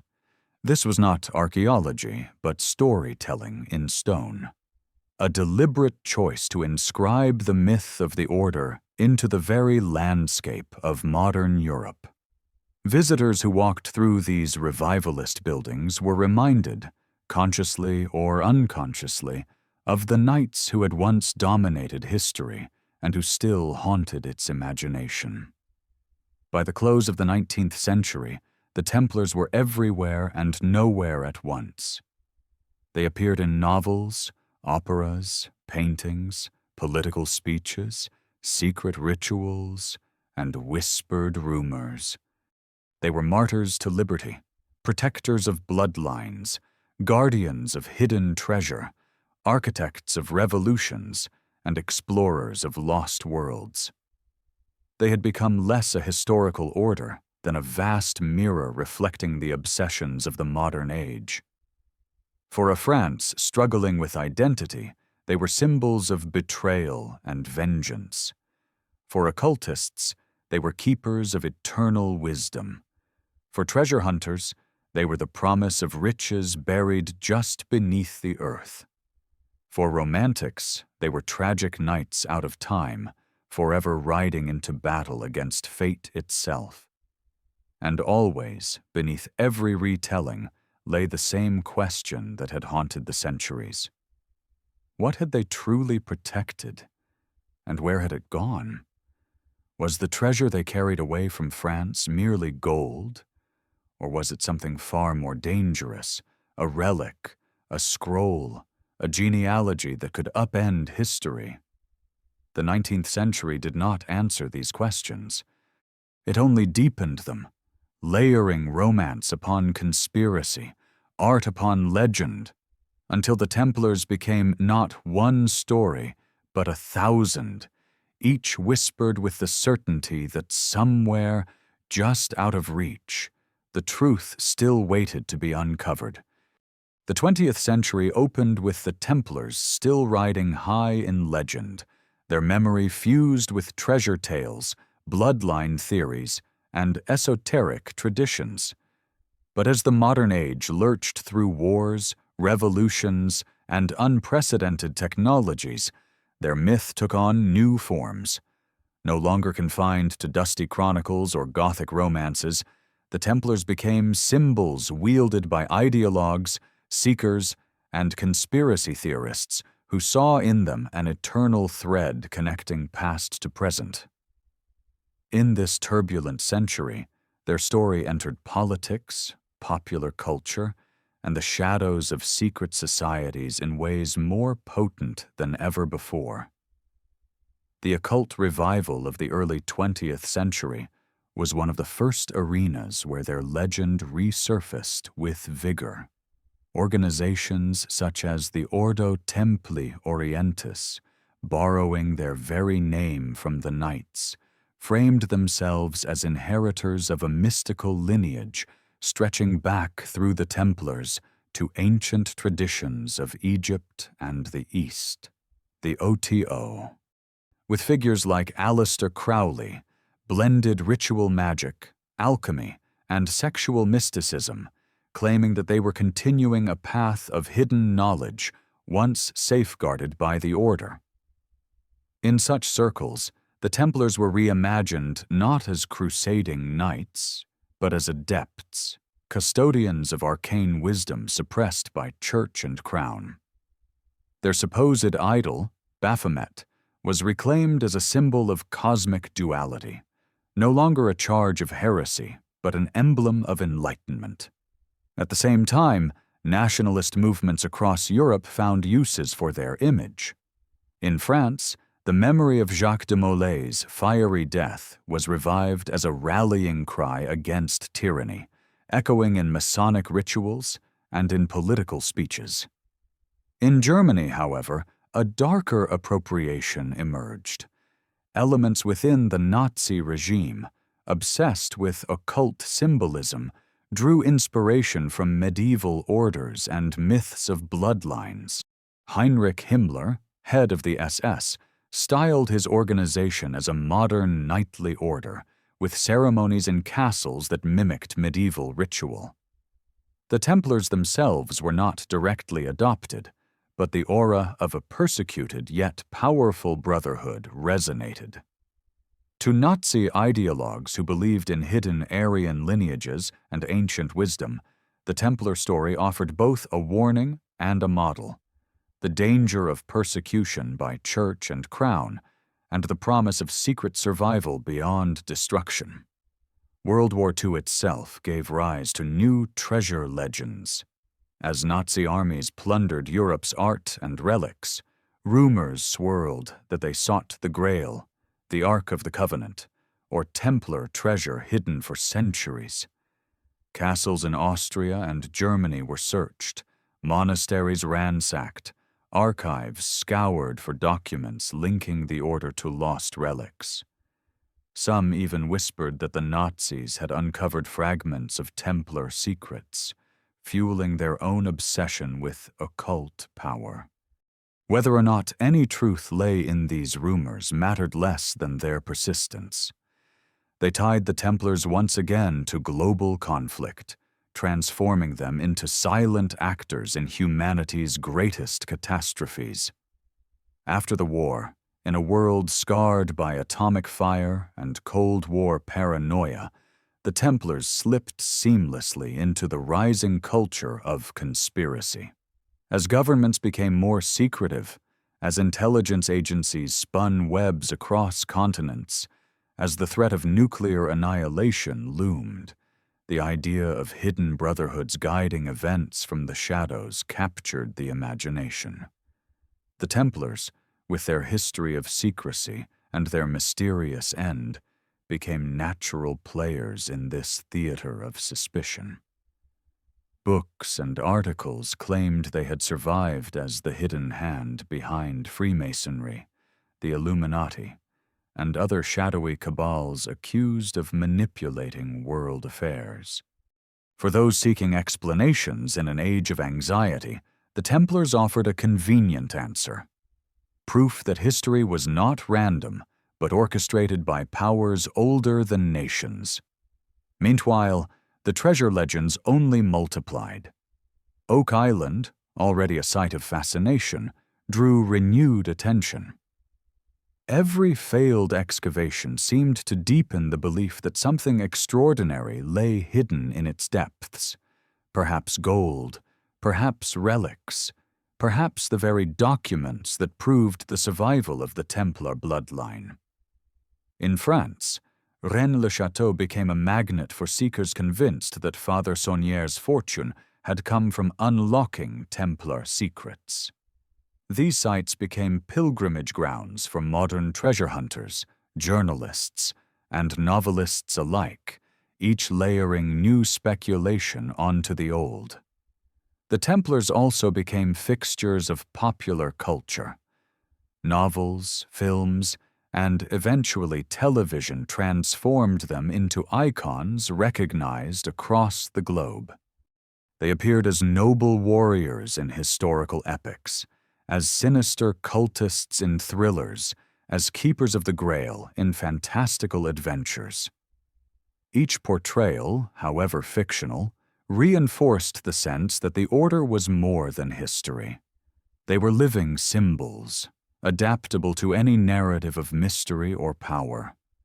When Hollywood produced tales of archaeologists chasing relics or secret societies guarding ancient truths, the Templars inevitably hovered in the background, their red cross a shorthand for hidden danger or divine mission. Amid these cultural currents, the bloodline theory surged once again. Books like Holy Blood, Holy Grail in the 1980s reawakened the idea that the Templars had safeguarded not merely treasure, but proof of Christ's descendants, a lineage preserved through the Merovingian dynasty and beyond. This theory electrified readers because it suggested that history itself had been falsified, that the Church had conspired to erase a truth that threatened its authority, and that the Templars had died to protect it. Whether fact or fiction, the idea resonated in an age hungry for alternative narratives, when distrust of institutions ran high and the appetite for conspiracy was insatiable. The 20th century thus transformed the Templars into something unrecognizable to their medieval founders. They were no longer primarily remembered as crusaders or bankers. They were conspirators, mystics, guardians of forbidden truths, villains and heroes depending on who told the story. Their adaptability to every ideology, occult, nationalist, revolutionary, capitalist, or cinematic, made them immortal. Each appropriation, however distorted, breathed new life into their myth, ensuring that their name would never fade. And so, as the century closed, the Templars stood at the crossroads once again, not in Jerusalem or Paris, but in the global imagination. They were the knights whose curse seemed to echo across centuries, whose treasure still seemed to gleam just beyond reach, whose secret seemed to shape revolutions, wars, and nations.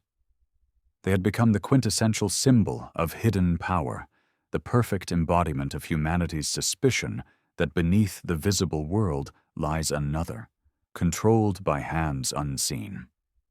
Their legend had become inseparable from modern life itself, woven into novels on bestseller lists, films projected onto global screens, and whispers traded in bars, lodges, and internet forums alike. In a century of unprecedented destruction and progress, of genocide and moon landings, of nuclear terror and digital revolution, the Templars endured not as relics of the past, but as companions of the present. They marched alongside soldiers in myth, sailed with explorers in rumor, plotted in lodges of imagination, and guided heroes in fiction. Their survival no longer required flesh and blood knights. It required only belief, and belief, stronger than swords or gold, carried them unbroken into the new millennium, ready to haunt another age with their eternal mystery. As the 20th century gave way to the 21st, the Templars crossed another threshold. From the margins of esoteric study and historical speculation into the bright, relentless spotlight of global popular culture. Their story, once confined to dusty chronicles or whispered conspiracies, now surged into novels that topped international bestseller lists, films that filled theaters, and television series that streamed into millions of homes. What had once been the lore of secret societies and academic debates became common knowledge, familiar even to school children and casual viewers. In this transformation, the Templars became less a medieval order and more a brand, a symbol of mystery that could be adapted to any narrative, from treasure hunts to global conspiracies. The boom began in literature. In 1982, Holy Blood, Holy Grail had electrified readers with its audacious claim that the Templars had safeguarded proof of Christ's bloodline, intertwining their mission with the survival of the Merovingian dynasty. Though historians dismissed the book's arguments as speculative at best, it sold in vast numbers and lodged its ideas firmly in the public imagination. It provided a new lens through which to view the order, not merely as knights or martyrs, but as guardians of a secret that could rewrite Christianity itself. This notion resonated with a modern audience increasingly skeptical of institutions and hungry for alternative histories. 2 decades later, Dan Brown's The Da Vinci Code detonated like a cultural bomb. Blending the theories of Holy Blood, Holy Grail with a fast-paced thriller plot, Brown's novel propelled the Templars and their supposed secrets into the global mainstream. Suddenly, millions of readers were grappling with the idea that the Knights had protected hidden truths about Jesus, Mary Magdalene, and their descendants, and that this knowledge had been preserved by secret societies through the ages. The novel's success spawned films, debates, and a flood of copycat books. Churches condemned it, scholars critiqued it, but the impact was undeniable. The Templars had become fixtures of 21st century entertainment. Hollywood was quick to capitalize. Adventure films like Indiana Jones and The Last Crusade had already tied the Grail to Nazi treasure hunts, weaving the Templars into cinematic mythology. Later, series like National Treasure suggested that the founding of the United States was linked to Templar treasure, hidden beneath monuments and maps. On television, documentaries proliferated, blending archaeology with speculation, promising to reveal the Order's hidden survival, their lost relics, or their role in shaping world events. Even reality-style shows sent treasure hunters into caves, islands, and chapels, cameras rolling as they sought the ever-elusive prize that might confirm centuries of rumor. The internet age amplified all of this to a level never before seen. Online forums, blogs, and later social media became hotbeds of Templar speculation. Every carving on a church wall, every strange symbol on an old map, every rumor of hidden gold was photographed, uploaded, and debated across the globe. Conspiracy theories flourished, linking the Knights to everything from the Illuminati to UFOs. The secrecy of the Order, once a vulnerability exploited by Philip IV, became in the digital era a blank canvas on which endless theories could be projected. In an age of information overload, the Templars thrived precisely because they remained unknowable. Academic historians continued to push back, publishing careful studies that placed the Order firmly within the context of medieval crusading and finance. Yet even these works, however sober, could not erase the aura that centuries of myth had built. Indeed, the gap between academic history and popular culture only widened, as readers and viewers often preferred the thrilling possibility of hidden bloodlines and lost treasures to the mundane reality of banking, politics, and military logistics. To the public, the Templars were not merely medieval knights. They were custodians of mysteries that connected the Middle Ages to the present day. The fascination was not limited to Western culture. Across the globe, writers and filmmakers appropriated the Templars for their own narratives. In Japan, manga and anime reimagined them as warrior orders battling supernatural forces. In video games like Assassin's Creed, the Templars became recurring antagonists, depicted as a shadowy cabal seeking to control the world through ancient artifacts. Millions of players spent countless hours battling against them, further entrenching their image as timeless conspirators who adapt to every era. What had once been the subject of monastic chronicles had become the stuff of global entertainment, shaping the imagination of a generation. Yet beneath the spectacle, the same themes endured. The Templars remained tied to the Grail, to lost treasure, to hidden bloodlines, and to the suspicion that powerful secrets lie just beyond reach. Modern documentaries explored Oak Island with sonar and drilling rigs, chasing the same mystery that had fascinated diggers in the 19th century. Tourists flocked to Rennes-le-Château, seeking the cryptic symbols left behind by Béranger Saunière. Each new technology, ground-penetrating radar, DNA analysis, satellite imaging, was turned towards the old questions. What did the Templars know? What did they hide? And where did it go? The persistence of these quests demonstrated that the Knights had transcended history to become archetypes of the eternal human search for hidden truth. The Internet also gave birth to communities that treated Templar myth as part of a wider cosmology of conspiracy. In forums dedicated to secret societies, the Order was linked to the Freemasons, the Illuminati, and global elites said to manipulate world events. In alternative histories, they were imagined as explorers who reached the Americas before Columbus, or as guardians of alien technology passed down from ancient civilizations. In this environment, fact and fiction blended until the difference scarcely mattered. The Templars were real enough to provide grounding, mysterious enough to fuel speculation, and adaptable enough to fit into any narrative of hidden power. By the early 21st century, the Templars had achieved a kind of immortality no medieval chronicler could have imagined. They were no longer confined to the dusty margins of history, but were active participants in the cultural imagination of billions. They appeared in airport novels, blockbuster films, academic treatises, and internet memes.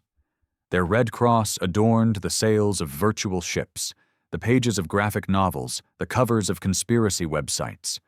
They were both history and fantasy, both symbol and story, both tragedy and entertainment. And yet, as much as their myth expanded, the questions remained eerily the same as those whispered in the 14th century.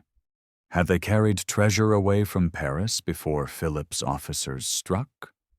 Had they preserved documents that threatened the authority of the Church? Had they protected a sacred bloodline? The persistence of these questions across centuries suggests something deeper than curiosity. Perhaps the Templars endure because they embody the tension between faith and doubt, power and secrecy, authority and rebellion. They are a story of men who rose higher than kings would allow, and who fell harder than history could explain, leaving behind a void that imagination continues to fill. In the end, the explosion of Templar myths in modern culture is not simply about knights or treasure. It is about the human hunger for mystery in an age that claims to have explained everything. The more we map the world, the more we yearn for hidden corners. The more science explains, the more we crave secrets that lie beyond explanation. The Templars, with their silence and their enigmatic end, provide that space. They are the promise that history still hides truths waiting to be uncovered, that the world is larger than its surface, and that the past continues to echo in ways we cannot yet understand. Thus, in novels, films, games, and online debates, the Templars live on, not as relics of medieval Europe, but as companions of the 21st century, knights without swords who nonetheless guard the most enduring treasure of all, the belief that there are mysteries left to discover. By the dawn of the 21st century, the Templars were no longer simply figures of medieval history or characters in best-selling thrillers. They had become woven into the very fabric of conspiracy culture, inhabiting the same shadowy landscape as the Illuminati, secret governments, and extraterrestrial mysteries. In online forums and late-night radio broadcasts, in books stacked in occult shops and in documentaries watched by millions, the Templars were invoked not as an extinct order, but as timeless manipulators of power, guardians of forbidden truths, and architects of a hidden world order. Their story had moved far beyond crusader castles and papal decrees. It had become part of the architecture of modern paranoia. One of the most persistent narratives tied the Templars to the Illuminati and the so-called New World Order. According to this theory, the Knights had never been destroyed, but had instead dissolved into secret networks that continued to exert influence over politics and finance. Their knowledge, once hidden in monasteries and castles, was imagined to have passed through Freemasonry and into the halls of modern power, parliaments, banks, and corporations. The symbols of the Templars, from the Red Cross to the two riders sharing one horse, were interpreted as coded signs of their survival. Some claimed the pyramid and all-seeing eye on the American dollar bill carried Templar echoes, proof that the Knights had helped shape the founding of the United States and still guided its destiny. These ideas flourished in part because of the digital revolution. The Internet, unbound by traditional gatekeepers of information, allowed speculation to flow freely. A carved symbol on a medieval church wall could be photographed and shared across the globe, generating theories of secret maps or astronomical alignments. A coincidence in architecture could become evidence of a centuries-old plan.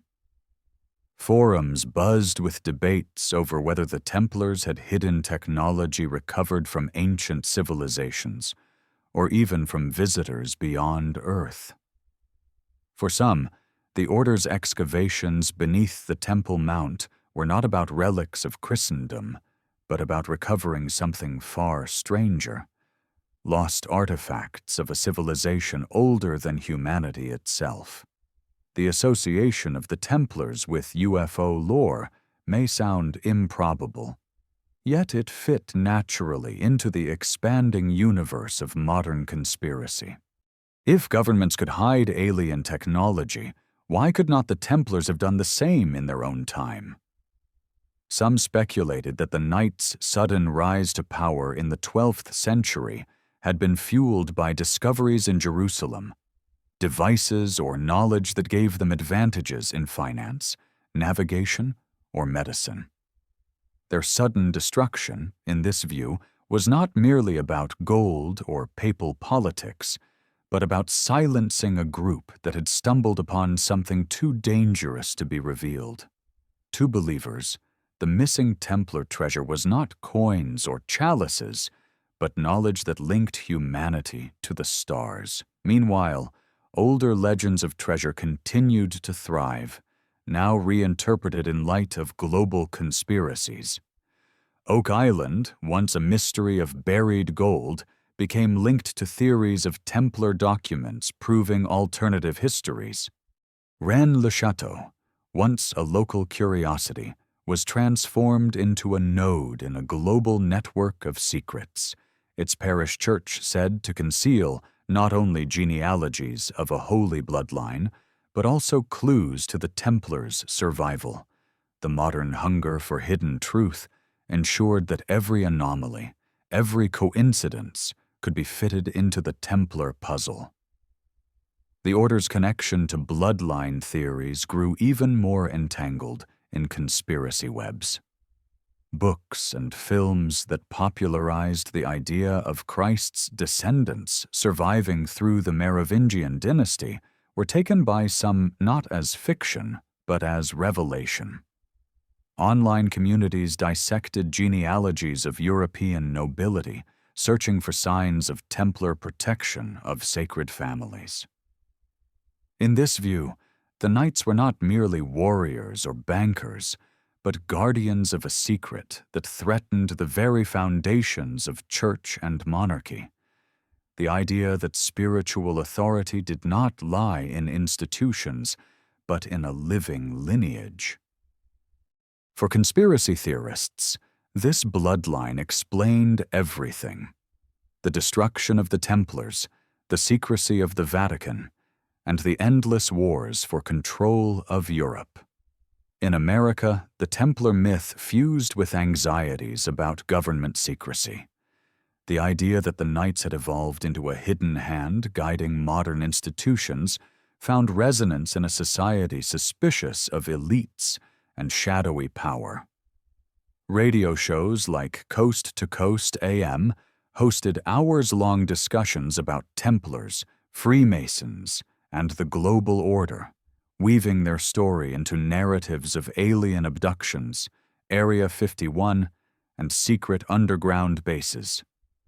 The image of a knight in a white mantle became another mask for the faceless controllers of history, a symbol that both frightened and fascinated. Even the world of finance, which had once been the true heart of Templar power, reappeared in modern suspicion.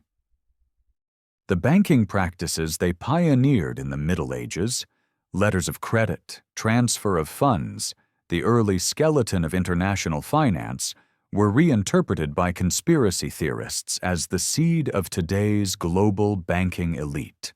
To critics of globalization, the Templars were the original bankers of shadow power, whose methods had survived into the present day to enslave nations with debt. In this telling, their suppression in 1307 was not a victory, but a temporary setback in a struggle that still shaped economies centuries later. Pop culture continued to feed these conspiracies. Video games like Assassin's Creed cast the Templars as eternal adversaries, seeking to dominate humanity through control of ancient artifacts. Films and novels kept the Grail legend alive, intertwining it with global plots and esoteric mysteries. Each new portrayal, however fictional, blurred the line further between history and myth. A teenager playing a game or watching a film might never read a medieval chronicle. Yet they came away convinced that the Templars were not only real, but still active, their hand visible in every twist of history. What makes these conspiracy narratives so enduring is not their plausibility, but their flexibility. The Templars can be cast as heroes or villains, liberators or oppressors, guardians of truth or architects of tyranny. In some stories, they are noble defenders of sacred wisdom, protecting humanity from ignorance and corruption. In others, they are sinister manipulators, working in secret to enslave the world. The ambiguity of their history allows them to be molded into any shape, fitting whatever fears or hopes a generation projects onto them. And so, by the early 21st century, the Templars had become more than a medieval order, more than a symbol of romance, more than martyrs of injustice.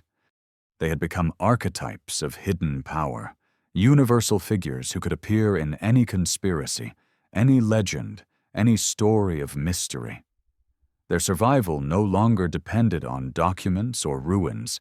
It depended on belief, and belief proved inexhaustible. They were knights without graves, conspirators without borders, myths without end. The irony is sharp. Philip IV and Clement V had sought to erase them, to burn their memory along with their bodies.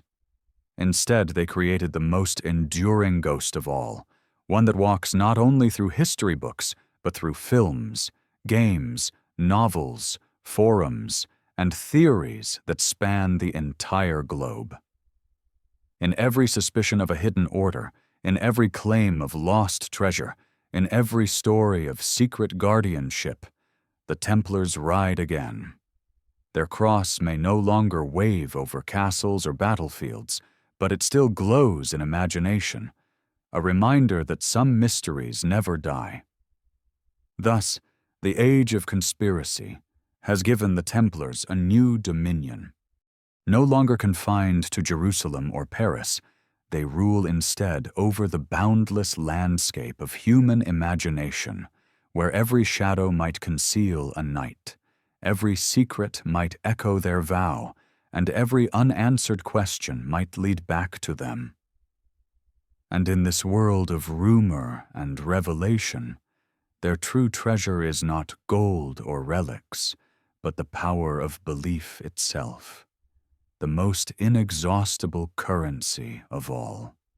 The 21st century has been marked by wars in the Middle East, terrorism, and rising clashes of ideology. And within this turbulent landscape, the ghosts of the Templars have stirred again. Their story, rooted in the Crusades and the struggle for Jerusalem, resonates powerfully in a world where those same lands remain contested, where faith and power still collide in deserts and cities that once echoed with the clang of their swords. Though the Knights have been gone for 700 years, their name and symbols continue to haunt modern geopolitics, invoked by extremists, soldiers, and storytellers alike, as though they had never truly disappeared. The clash of civilizations narrative that emerged after the attacks of September 11th, 2001, often carried echoes of crusading imagery. Osama bin Laden himself, in his statements, referred to Western forces as crusaders, linking modern armies to medieval invaders who once carved their way into the Holy Land. And if Western soldiers were crusaders, then the Templars, those most famous of warrior monks, became the archetype of that memory. News outlets and propaganda alike used their image to frame conflicts in Iraq, Afghanistan, and Syria. To some, NATO troops appeared as successors of the cross-bearing knights. To others, the Templar cross became a symbol of Western aggression. The name of the order, dragged from medieval annals into modern speeches, once again became shorthand for religiously tinged war. Extremist groups exploited the imagery to rally fighters. Propaganda videos spoke of driving out the Templars, as if American and European soldiers were not men of the modern age, but reincarnations of 12th century warriors. The word Templar became a curse in these narratives, a way of painting opponents not as secular soldiers, but as holy enemies bent on conquest. Meanwhile, in the West, far-right groups sometimes embraced the Templar identity in reverse. Militias in Europe and America adopted their symbols, imagining themselves as new knights defending Christian civilization against perceived threats. In this polarization, the order became a mirror for modern fears. Villains in one telling, heroes in another, their name used to cloak modern politics in the language of ancient struggle. Jerusalem, the city where the Templars once built their first stronghold on the Temple Mount, remains at the center of the storm. Every negotiation, every skirmish, every act of violence there seems to reverberate with echoes of the past. Tourists wander its streets and still see Templar churches, their round naves silent witnesses to centuries of blood and faith. Archaeological digs around the Temple Mount fuel speculation that the Knights may have uncovered something beneath its stones, artifacts, relics, or knowledge still hidden. Modern conflicts only heighten this fascination. If the land remains contested after millennia, might it be because secrets of immense power lie buried there, secrets once touched by the Templars and never fully revealed? This blending of history and present has also seeped into popular media covering these conflicts. Documentaries about the Middle East often frame crusading imagery alongside modern wars, reminding viewers that the struggle for the Holy Land has never truly ended. Television dramas and novels echo the same theme, using the Templars as a symbolic bridge between medieval crusades and modern geopolitics. Their presence in this narrative highlights a haunting truth. The myths we tell about the past continue to shape how we interpret the present. Yet the use of Templar imagery in modern geopolitics is not confined to extremists or propagandists. Some politicians, journalists, and even scholars invoke them as metaphors for Western intervention. Comparisons are drawn between Templar castles and modern military bases, between Crusader states and present-day occupations. The parallels may be imperfect, yet they stick, because the Templars represent the archetype of militant faith, of men who crossed continents to impose their vision of order. To critics of intervention, invoking them is a way of condemning modern wars as little more than crusades cloaked in secular rhetoric. To defenders, the knights become models of sacrifice, guardians who fought on the frontier of civilization. In either case, the myth is alive, shaping language and perception even in the age of drones and satellites. At the same time, the Templars' legacy has been invoked in discussions of cultural heritage. When ISIS destroyed ancient sites in Palmyra and Mosul, some commentators compared the devastation to the destruction of relics during the Crusades. Others noted the irony that the same lands where the Templars once sought relics were now the stage for their obliteration. In both cases, the sense of history repeating itself hung heavy. The order's name was called upon not simply as a medieval curiosity, but as a living symbol of how faith and violence intertwine across ages. Their cross has also appeared in unexpected places. In protests across Europe, banners with Templar imagery have surfaced, wielded by groups claiming to defend tradition against globalization. Online, the Red Cross is displayed in avatars and memes, often stripped of historical context and repurposed as a badge of resistance or rebellion. This digital rebirth mirrors their medieval secrecy. Symbols that once bound knights in silence now bind communities of strangers across the globe, connected not by vows, but by shared belief in a myth. In the Middle East itself, whispers continue about the Templars' hidden legacy. Some locals speak of tunnels beneath Jerusalem, still filled with relics taken or hidden by the order. Others believe the knights carried treasures out of the region, treasures that remain buried in deserts, mountains, or distant islands. Treasure hunters still search, not only with shovels but with satellite imaging, drones, and ground-penetrating radar. Every unexplained anomaly becomes potential evidence, every ruin a candidate for the lost hoard. These quests, though rarely fruitful, testify to the enduring allure of the Templars in a region where their presence once shaped the course of history. The irony of their survival as symbols in modern geopolitics is striking. They were destroyed in 1307 because they had grown too powerful, too secretive, too threatening to kings and popes.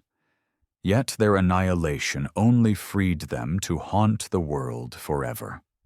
They can be invoked by jihadists as enemies, by nationalists as heroes, by conspiracists as puppet masters, and by artists as tragic martyrs. Their flexibility ensures that they will always be relevant, always capable of being adapted to new struggles. In the deserts of Syria, in the streets of Jerusalem, in the speeches of politicians and the memes of online forums, the Templars continue to ride, not in flesh, but in symbol. What this reveals is not only the persistence of their myth, but the way human beings use the past to interpret the present. The Templars are no longer a medieval order, but an archetype, the eternal stranger knight, the shadow behind power, the ghost that rises whenever faith and conflict collide. They are invoked when we need villains, when we need heroes, when we need explanations for mysteries that defy reason. They are, in essence, a mirror in which we project our fears and hopes, whether on the battlefield, in the marketplace of ideas, or in the digital arena of modern propaganda. And so, as the 21st century unfolds, the Templars remain with us. Their castles may lie in ruin, their order long dissolved, but their cross continues to appear in the most unlikely places, stitched into the fabric of modern geopolitics. In every cry of crusader on the battlefield, in every banner waved in a European protest, in every whispered tale of relics hidden beneath Jerusalem, they remind us that history is never truly past. It lives on, transformed into myth, shaping the choices of the present. And in that myth, the Templars remain eternal soldiers, forever summoned by conflict, forever riding across the landscapes of belief and power. If the 20th century turned the Templars into fixtures of conspiracy culture, then the 21st century transformed them into engines of tourism, entertainment, and commercial fascination. The knights who once rode in silence, bound by vows of poverty and secrecy, are now sold in guidebooks, dramatized in documentaries, and marketed in tourist packages promising to reveal the mysteries of their lost world. The irony is profound. An order erased by royal decree now thrives as an industry, their myth fueling not only belief, but profit. Across Europe, Templar castles and churches have become magnets for visitors. The round nave of the Temple Church in London, once the setting of medieval rituals, now hosts tourists who come not for prayer, but for the thrill of walking where knights once stood.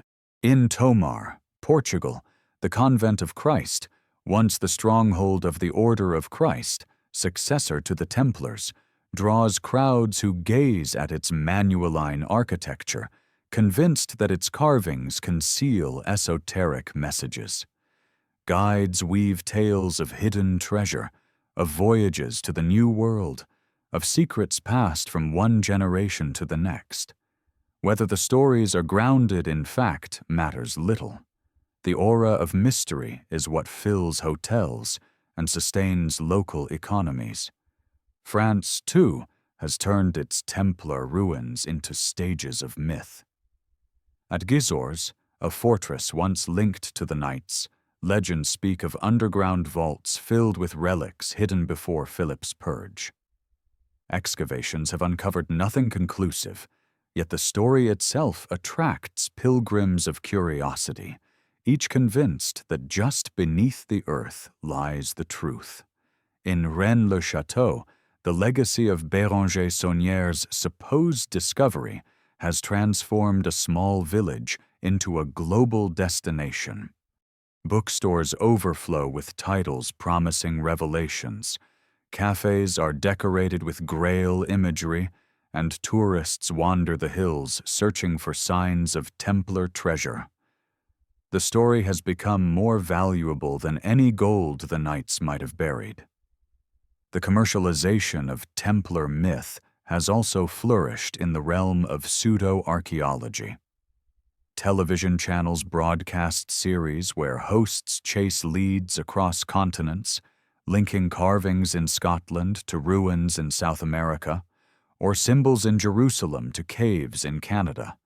Every episode promises revelation, but rarely delivers, keeping audiences hooked by the tantalizing possibility that the next discovery will confirm centuries of rumor. The formula is familiar. A camera pans over ancient stones, a narrator whispers about hidden orders, and dramatic music swells as a stone cross is unearthed from the soil. Viewers know, deep down, that the great treasure will not be found, yet they tune in again and again, because the Templars represent not answers, but the eternal promise of discovery. The Oak Island mystery is perhaps the most famous example. What began as a hole in the ground discovered in the late 18th century has become a multi-million-dollar television franchise. Each season, treasure hunters dig, drill, and scan the island, convinced that Templar treasure lies buried in its depths.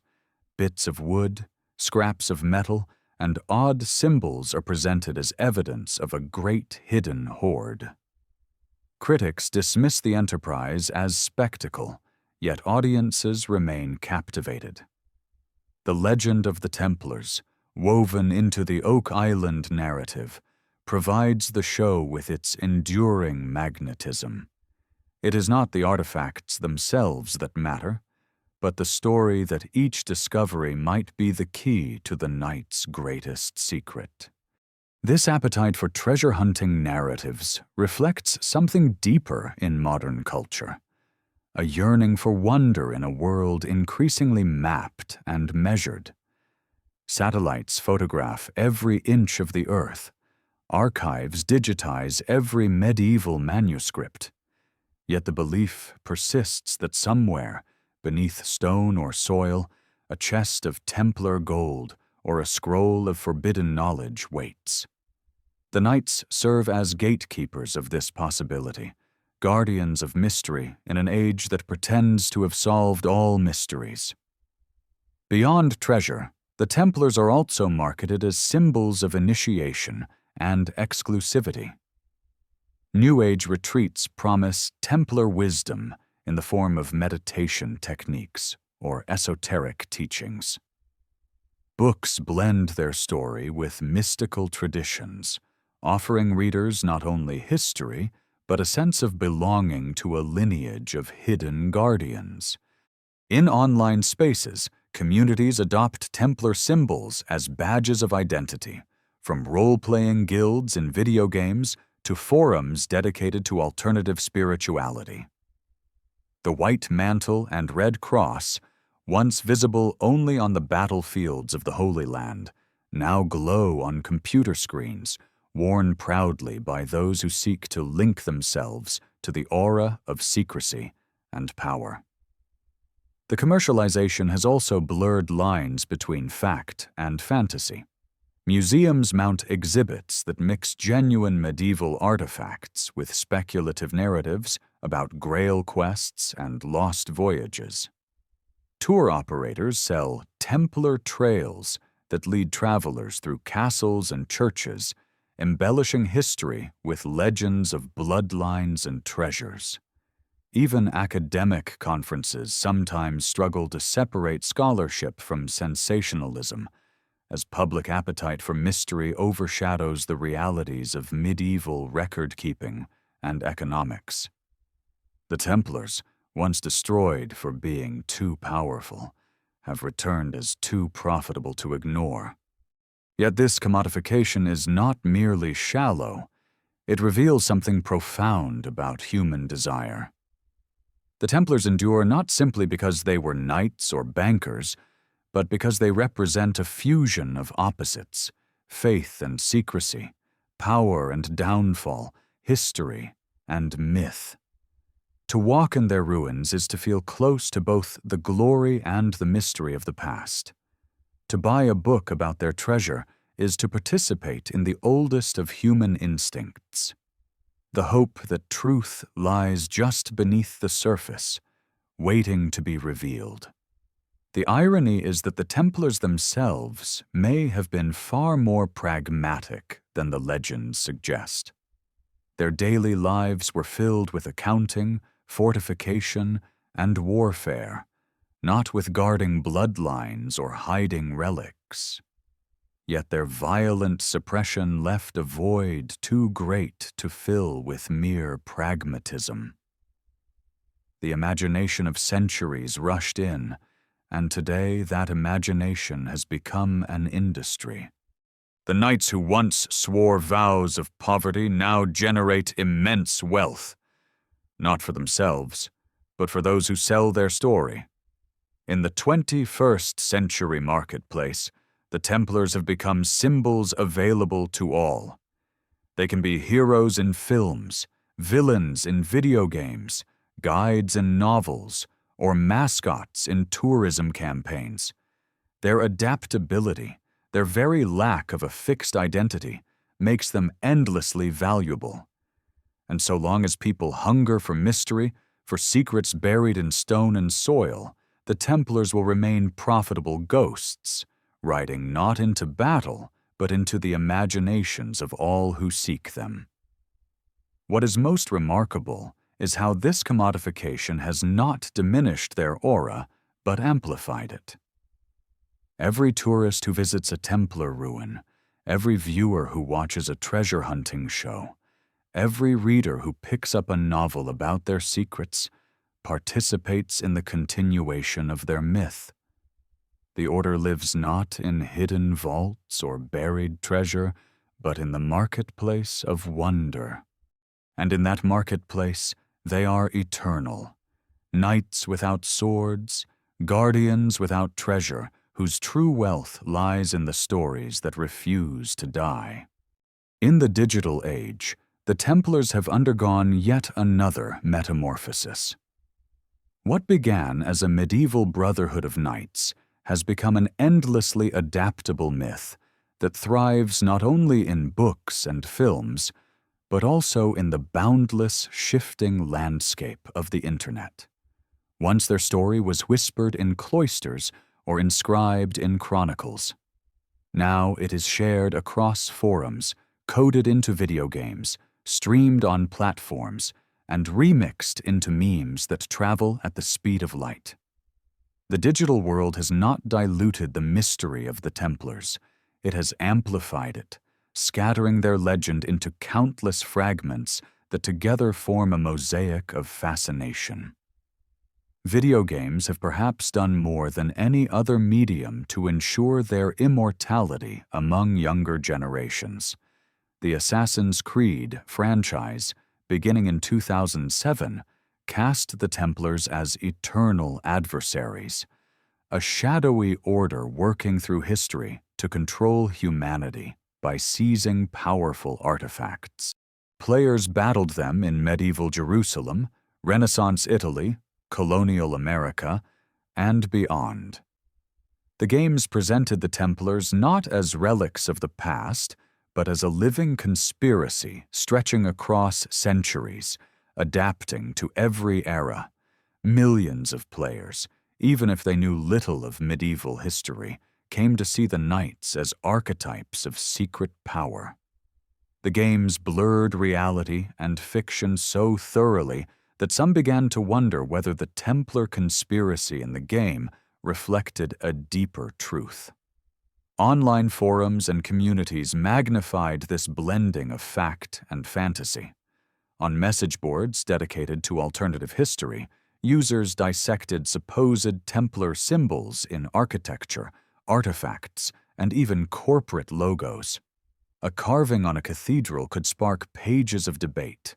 A symbol on a banknote could inspire elaborate theories of hidden lineage. The internet removed the barriers that once confined speculation to books or lodges. Now, anyone with curiosity and Wi-Fi could join the game, spinning narratives that merged medieval history with modern suspicion. In this democratization of myth, the Templars became everyone's secret society, open to endless reinvention. Social media gave their imagery a new lease on life. The Red Cross, once stitched onto white mantles, now appears as profile pictures, memes, and digital banners. For some, it is a symbol of faith and resistance. For others, it is simply an emblem of mystery. Extremist groups, conspiracy theorists, and role-playing communities alike have adopted the icon, each reshaping it to their needs. A knight once bound by vows of silence now rides across the internet, his cross glowing in pixels, his meaning endlessly mutable. The digital age also brought new tools to old treasure legends. Oak Island, Rennes-le-Château, and countless other sites have been examined with ground-penetrating radar, satellite imaging, and 3D scanning. Each new anomaly fuels speculation online, where enthusiasts pore over data, convinced that they are on the brink of uncovering the Templars' greatest secret. YouTube channels dedicated to alternative archaeology attract millions of viewers with titles promising hidden vaults or forbidden relics.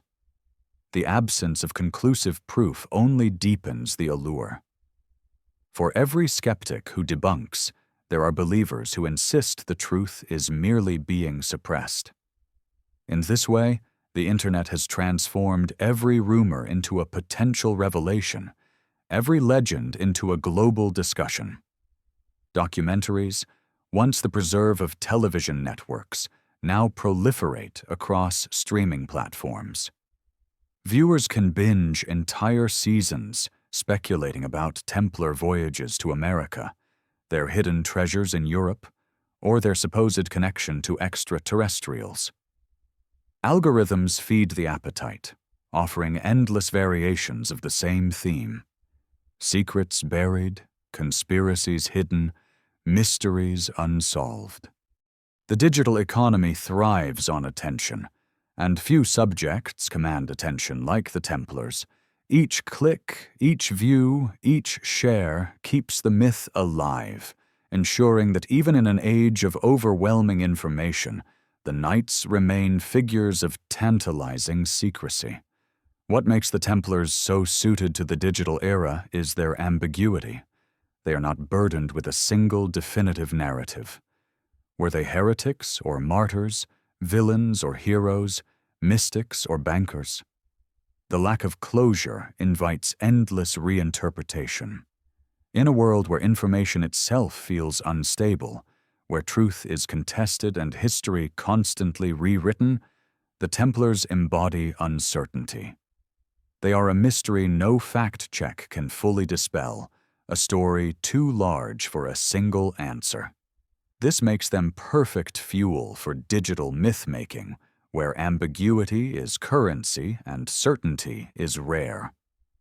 The blending of history with virtual worlds has also taken the Templars into unexpected realms. In online role-playing games, guilds and clans adopt their name, draping digital avatars in white mantles and red crosses. In virtual reality experiences, players wander simulated Templar castles, reliving battles and rituals reconstructed from imagination more than fact. The Knights have thus migrated into realms the medieval world could never have conceived, cyberspace, where they command armies of pixels instead of flesh.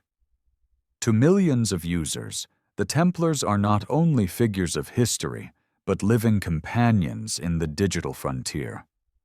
Even artificial intelligence has entered the myth. Algorithms trained on medieval texts and conspiracy theories generate new stories about Templar voyages, lost relics, or hidden bloodlines. Chatbots spin speculative tales in which the Knights appear as guardians of ancient wisdom or as architects of the modern world order. The digital age has thus given the Templars new voices, creating narratives at a scale no chronicler of the 14th century could have imagined. And yet, amid all these reinventions, the central questions remain unchanged. Did they truly hide treasure before their downfall? Did they discover forbidden knowledge beneath the Temple Mount? Did they protect a lineage that could shake the foundations of religion and politics? The Internet has not answered these questions. It has multiplied them, spawning 1,000 new variations and amplifying them to global audiences. In this way, the Templars have not only survived into the digital age, they have thrived, becoming archetypes of mystery in a world drowning in information. What is striking is that their endurance reveals something about us. The Templars fascinate not because of what they were, but because of what they represent. The hope that history holds secrets, the fear that power is always hidden, the belief that somewhere, just out of sight, there is knowledge capable of changing everything. In the digital age, where myths spread faster than facts, they embody both the danger and the wonder of human imagination. They are proof that some stories, once set free, can never be contained. Thus, in forums and games, in documentaries and memes, in speculative books and digital archives, the Templars ride again. Their castles may be ruins, their order long dissolved, but online they are eternal. Knights without borders, guardians without graves, myths without end. And as long as humanity hungers for mystery in an age of information, the Templars will endure, their legend scrolling endlessly across screens, forever reborn in pixels and belief. In the 21st century, the Templars have not only survived in popular culture and digital myth, but have also been drawn into the turbulent arena of politics, religion, and identity. Their story, which once revolved around medieval castles and crusading vows, now echoes in debates about national heritage, religious conflict, and cultural belonging. They have become emblems used by groups across the spectrum, symbols of purity to some, of tyranny to others, and of lost mystery to nearly everyone. More than 700 years after their destruction, the Knights remain political actors, not in flesh and steel, but in symbol and story. In Europe, far-right groups have eagerly adopted Templar imagery. Marches and rallies often display banners marked with the Red Cross, and speeches invoke the Knights as defenders of Christian civilization against perceived threats from Islam and immigration. To these movements, the Templars are resurrected as the ultimate warriors of identity, men who sacrificed their lives to preserve a sacred order. The historical complexity of the order, its role as bankers, its pragmatic alliances with Muslims, its fall at the hands of a Christian king, is conveniently ignored. What matters is the simplified myth: knights in white mantles standing at the gates of Europe, eternally ready to repel outsiders. This appropriation has not gone unchallenged. Critics argue that the Templars' history is being stripped of nuance and weaponized for modern agendas. The real order, after all, was as much about finance and politics as it was about religion, and its alliances shifted constantly. Yet myths often prove stronger than facts. The Knight's name, once condemned by popes and kings, now marches in the service of ideologies that claim continuity with their supposed mission. In this sense, the Templars have become a contested symbol of identity politics, their image wielded in battles for the soul of modern Europe. Religion, too, continues to invoke their ghost. In Catholic circles, the Templar trial remains a subject of fascination and regret.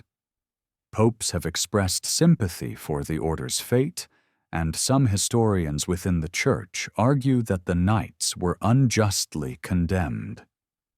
In 2007, the Vatican released the Chinon Parchment, a document discovered in its archives, showing that Pope Clement V had actually absolved the Templar leaders of heresy before bowing to Philip IV's pressure.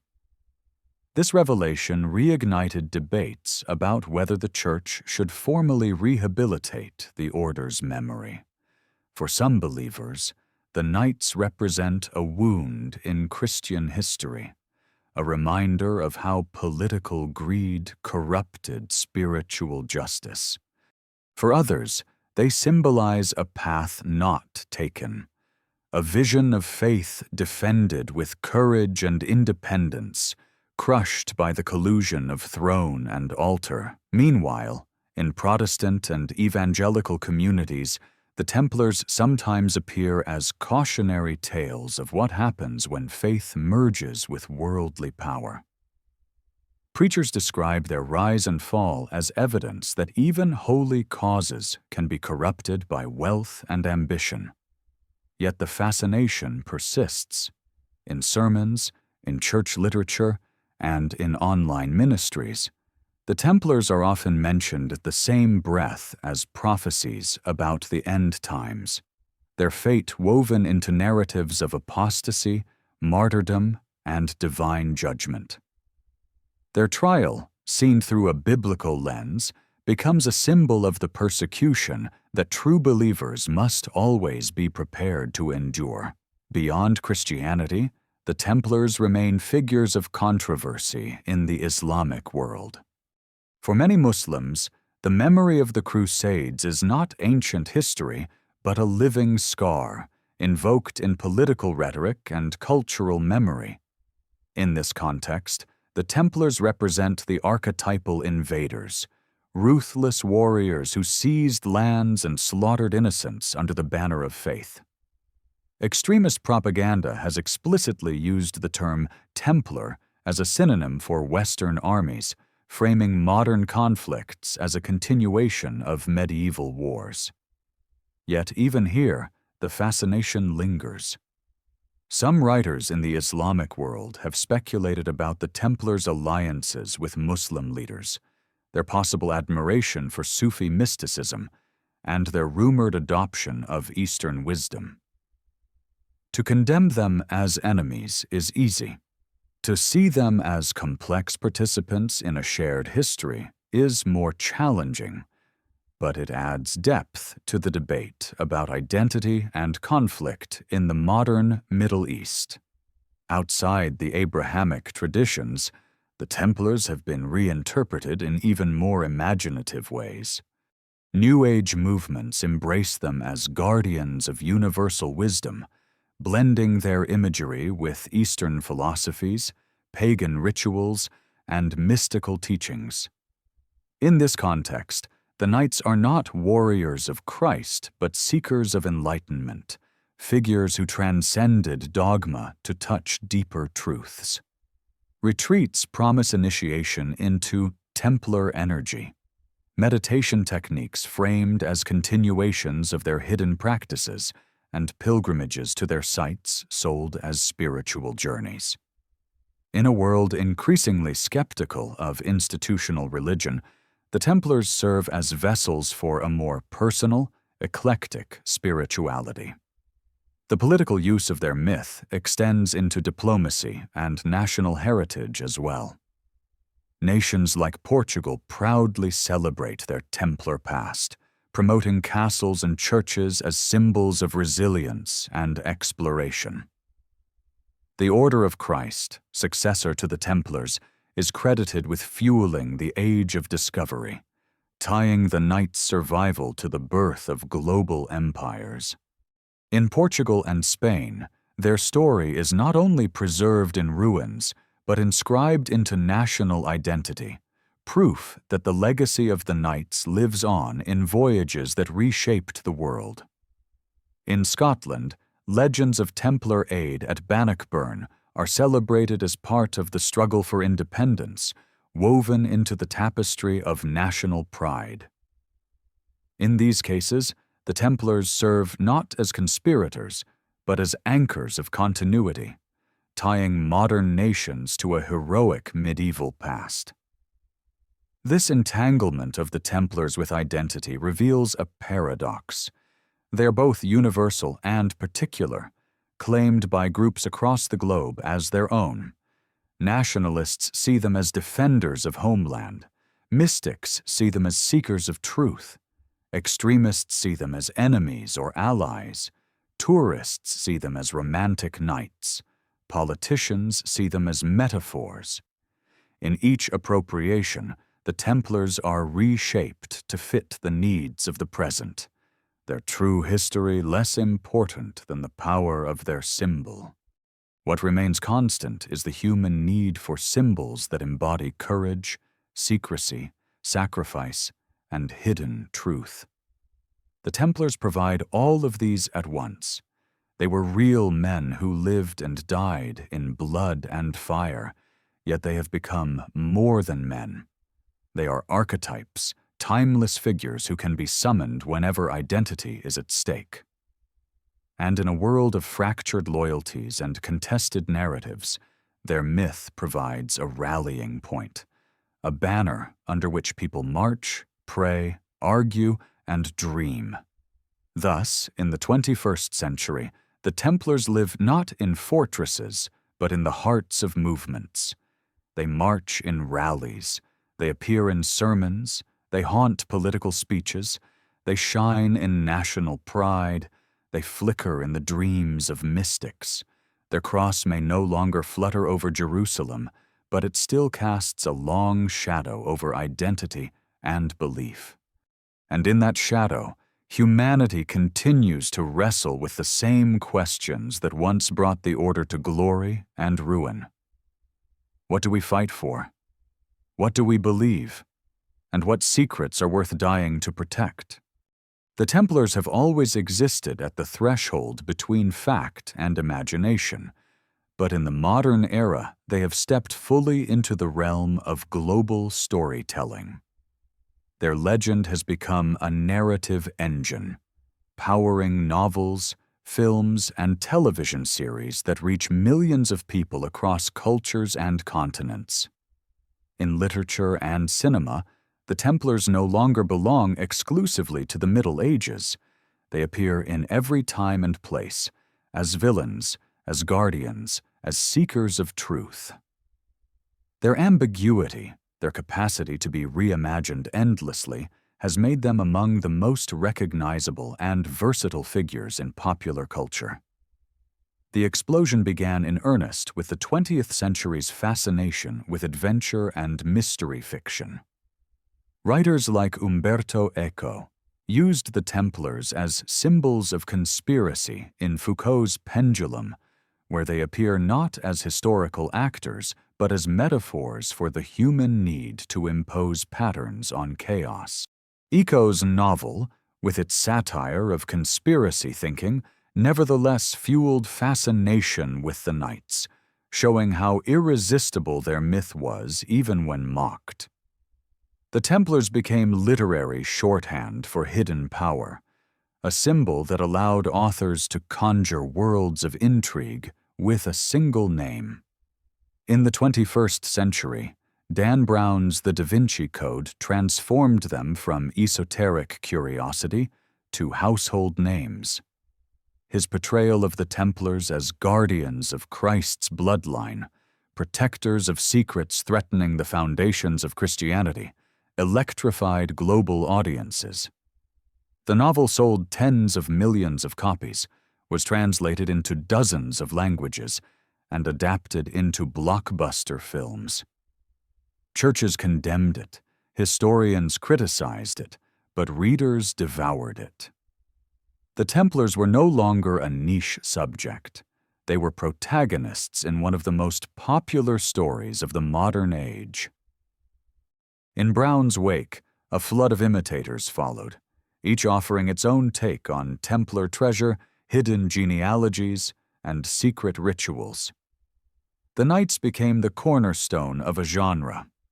The religious thriller, a fusion of history, conspiracy, and chase narrative that dominated bestseller lists for years. Hollywood, too, embraced the Templar mystique. Adventure films like Indiana Jones and the Last Crusade had already tied them to the Grail, casting them as guardians of sacred relics pursued by Nazis. Later, National Treasure portrayed their hidden hoard as the foundation of American independence, linking the Founding Fathers to a chain of secret guardianship stretching back to medieval Europe. These films were not history lessons.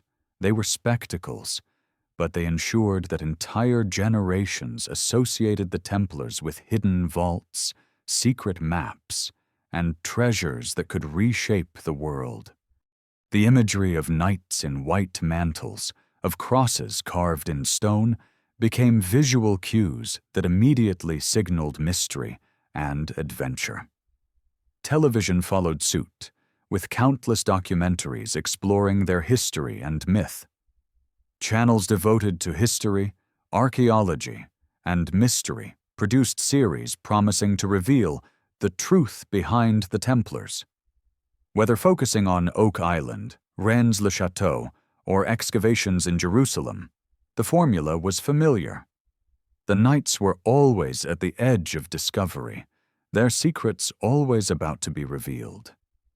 Even when episodes ended without resolution, the Templars remained irresistible hooks, their name a guarantee of audience intrigue.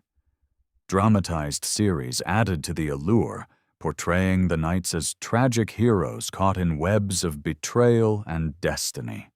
Whether accurate or not, these stories gave them new life, placing them in front of audiences who might never have opened a history book.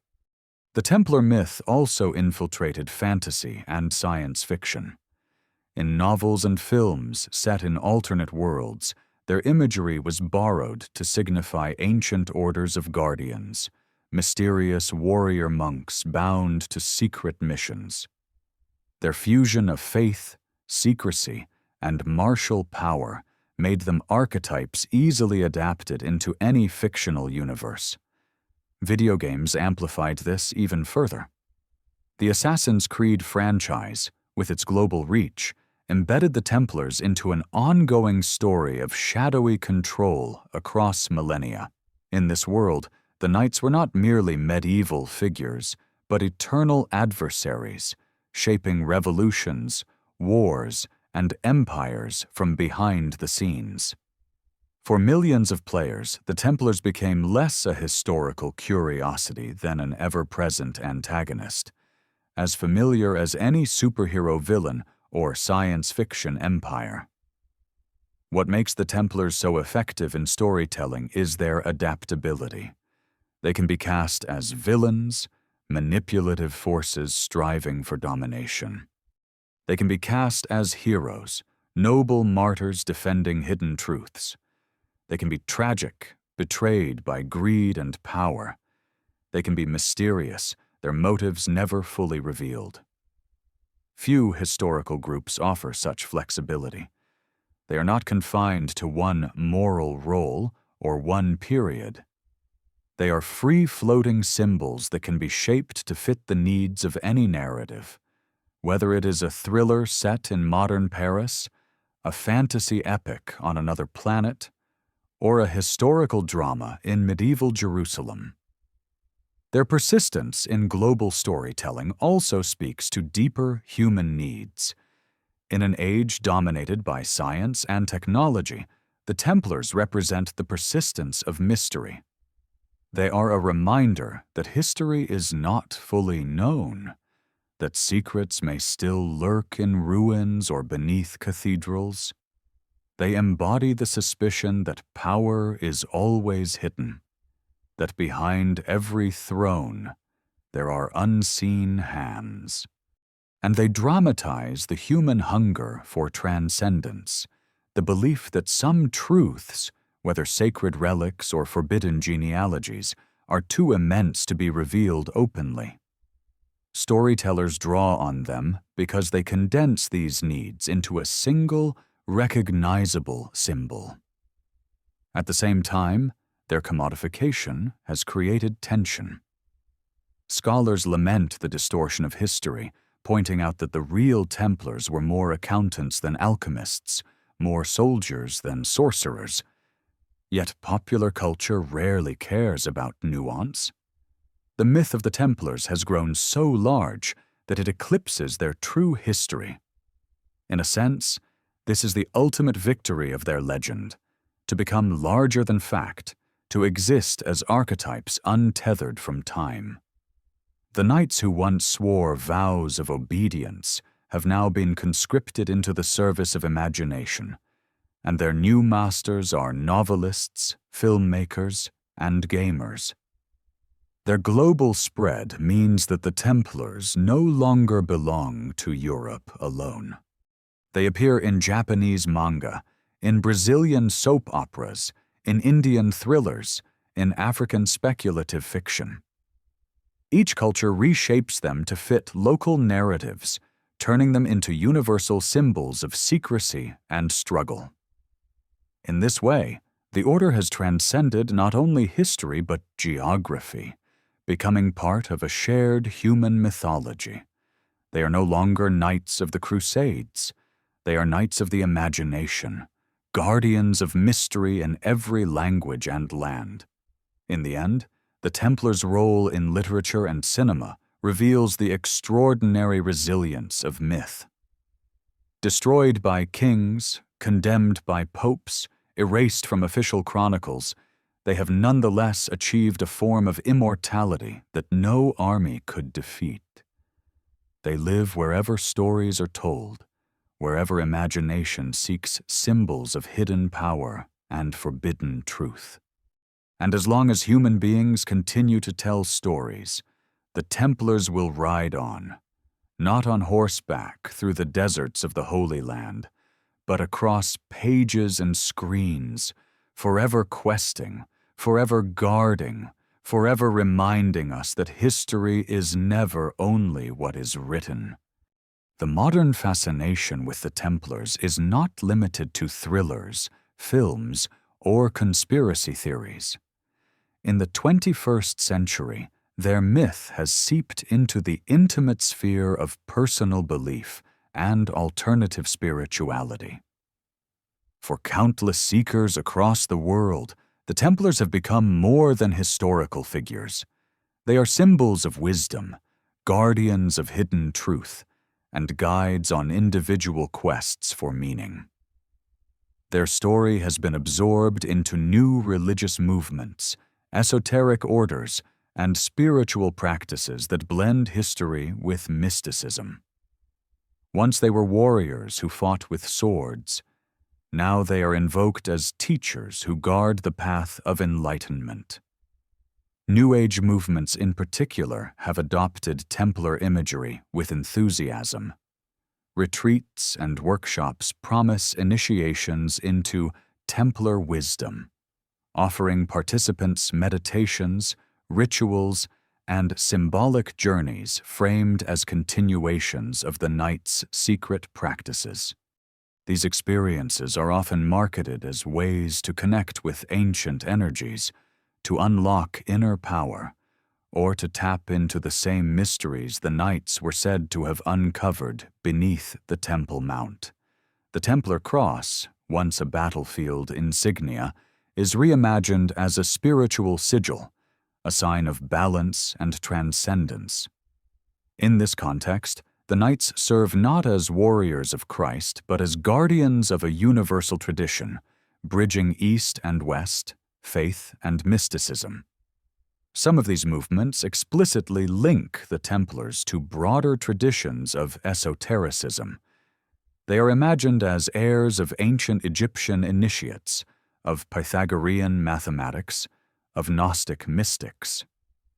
The story of their excavation beneath the Temple Mount is retold as a discovery not of relics, but of hidden scrolls containing universal truths. These supposed teachings, preserved in secrecy through centuries, are now presented as tools for modern spiritual seekers. Whether through meditation, energy healing, or symbolic ritual, the Templars are invoked as transmitters of wisdom that transcends religion and points toward a deeper unity of humanity. Freemasonry continues to play a central role in this reinterpretation. Though not all Masonic rites claim Templar heritage, many do, and for initiates, this connection provides a sense of belonging to a lineage that stretches back through centuries of secrecy. Masonic rituals invoke imagery of the temple, of martyrdom, of hidden knowledge safeguarded against tyranny. For some, this symbolic inheritance becomes more than metaphor. It becomes a personal spiritual journey, a sense of participating in the same mission that once defined the Knights, to guard what is sacred against the corruptions of power. In this way, the Templar myth functions as a spiritual mirror, reflecting the individual's own search for truth and transcendence. Beyond organized groups, the Templars also appear in the private quests of individuals who see them as archetypes of resistance and meaning. Blogs, memoirs, and online communities are filled with people who claim to feel a personal connection to the Order, as though they themselves were once knights in a past life, or as though they carry the Order's mission in their blood. Past life regression sessions, guided by hypnosis or meditation, often include visions of Templar battles or trials, suggesting that the Knights have become part of the shared psychic landscape of modern seekers. To dream of standing in white mantles beneath a burning cross is to dream not only of history, but of identity, of belonging to something greater than oneself. Pilgrimage has also been reborn in Templar form. Modern travelers walk routes that connect castles, commanderies, and churches across Europe, not merely as tourists, but as seekers. They speak of feeling the energy of the stones, of connecting with the vows once spoken in those halls, of touching the invisible presence of the Order that lingers like incense in the air. These journeys are framed not as vacations, but as initiations, a way of retracing the steps of the Knights in order to discover one's own spiritual path. The ruins become sacred sites, temples not of history, but of inner transformation. At the same time, the Templar myth has been woven into alternative histories of religion. Some spiritual writers argue that the Knights preserved a more authentic Christianity, closer to the teachings of Christ, uncorrupted by the institutional church. In this vision, their suppression was not merely political, but theological, an attempt to erase a tradition that emphasized personal experience of the divine over obedience to hierarchy. For these writers, the Templars become proto-reformers, saints of a hidden church that lives on in the margins of history. Others go further, linking them to Eastern wisdom traditions, suggesting that their contacts with Sufis and other mystics shaped their understanding of God in ways that bridged cultures. In this telling, the Templars are not warriors of division, but apostles of unity, men who glimpsed truths beyond dogma and paid the price for it. Even the darker aspects of their legend have been transformed into spiritual lessons. The accusations of heresy, once weapons of destruction, are reframed as metaphors of persecution faced by all who guard forbidden wisdom. Their imprisonment and executions are retold as archetypal trials, the suffering of those who carry light in a world of shadow. Jacques de Molay's fiery death becomes not only a historical event, but a symbol of initiation, the burning away of illusion, the triumph of truth beyond death. For seekers, the Templars embody the courage to remain faithful to one's mission, even in the face of betrayal and annihilation. What makes the Templars so potent in alternative spirituality is precisely their ambiguity. They are not saints canonized by the Church, nor are they entirely villains condemned by history. They are figures suspended between worlds, both holy and heretical, both martyrs and conspirators. This liminality makes them fertile ground for projection. They can be reshaped to fit any spiritual need. Guardians of the Grail, preservers of sacred geometry, initiates of ancient mysteries, or teachers of personal transformation. Their lack of closure is their greatest gift, for it allows every seeker to find in them what they seek most. And so, in meditation circles, in retreat centers, in Masonic lodges, in internet forums, the Templars live on, not as armored knights, but as spiritual archetypes. They are invoked in rituals, dreamed of in visions, honored in pilgrimages. Their true treasure is not buried in Oak Island or Rennes-le-Château, but in the imagination of those who seek meaning beyond the visible.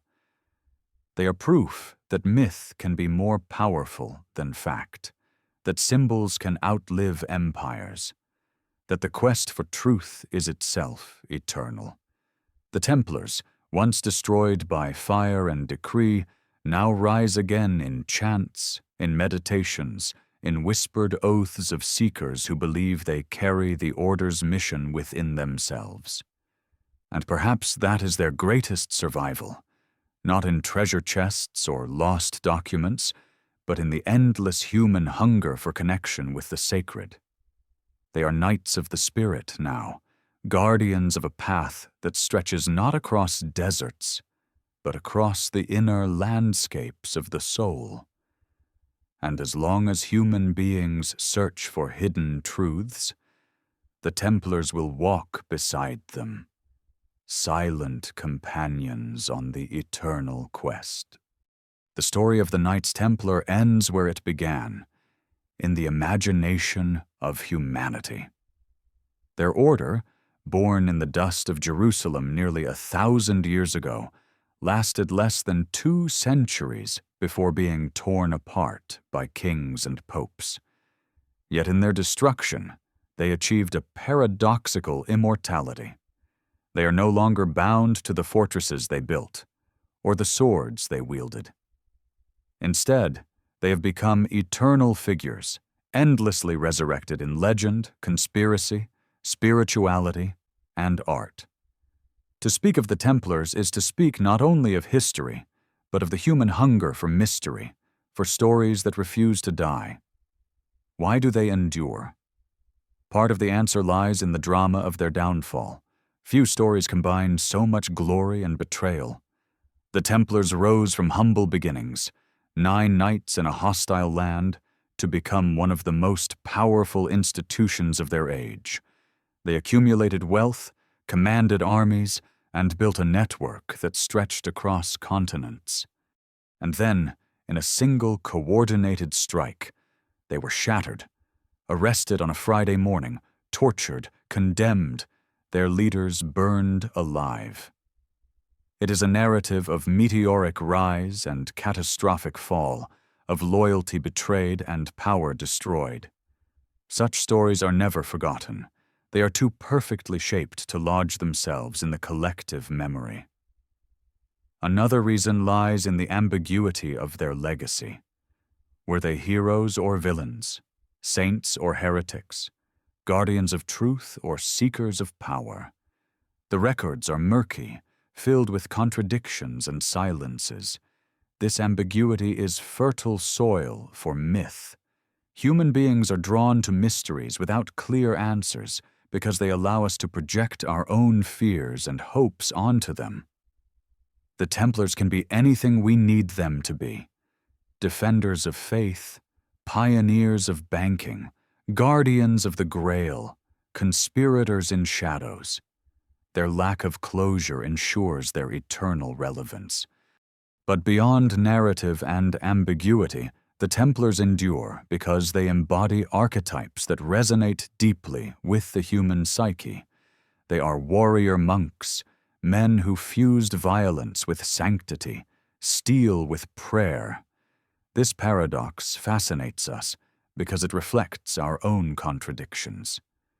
We are creatures of faith and ambition, of dreams and destruction, and the Templars dramatize this duality.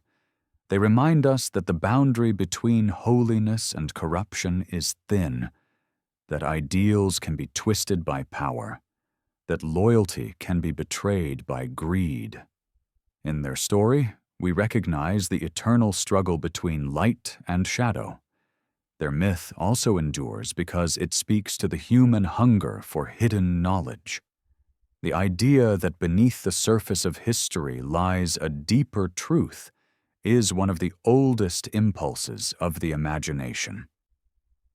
We crave the thought that relics, scrolls, or bloodlines might exist that could change everything we know. The Templars, with their secrecy, their excavations beneath the Temple Mount, their sudden downfall, became perfect vessels for this desire. They are remembered not only for what they did, but for what they might have known. Their true treasure, in the collective imagination, is not gold, but revelation. The possibility that they touched truths too immense for the world to bear. And yet, perhaps the most profound reason for their survival is that they reveal something about us, not about them. The persistence of their myth shows how much we need stories that bridge the gap between the visible and the invisible, between the world we know and the mysteries we long for. The Templars endure not because they were extraordinary men, but because we have made them extraordinary symbols.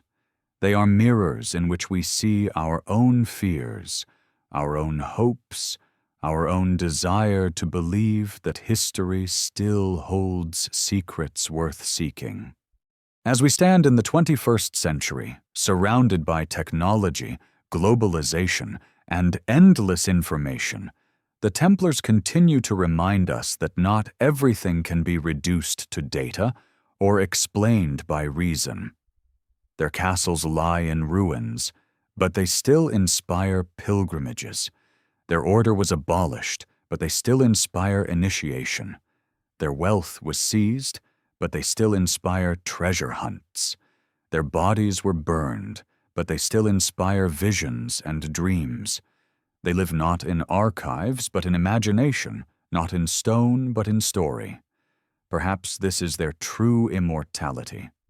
To be remembered not as they were, but as symbols of what humanity longs for most: courage, secrecy, sacrifice, mystery.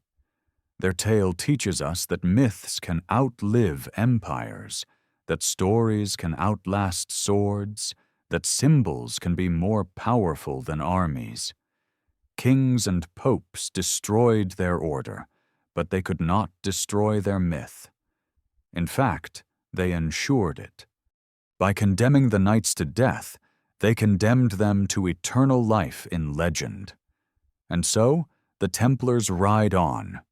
They ride in novels and films, in conspiracy theories and spiritual rituals, in video games and academic debates. They ride in the chants of extremists and the dreams of mystics, in the footsteps of tourists and the whispers of treasure hunters. They ride in every story that dares to ask, what if? What if they found the Grail? What if they hit a bloodline? What if they survived?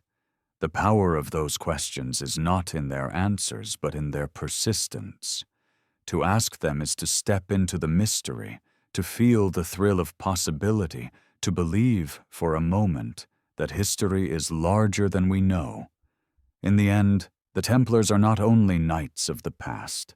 They are knights of the imagination. They belong to no one and to everyone.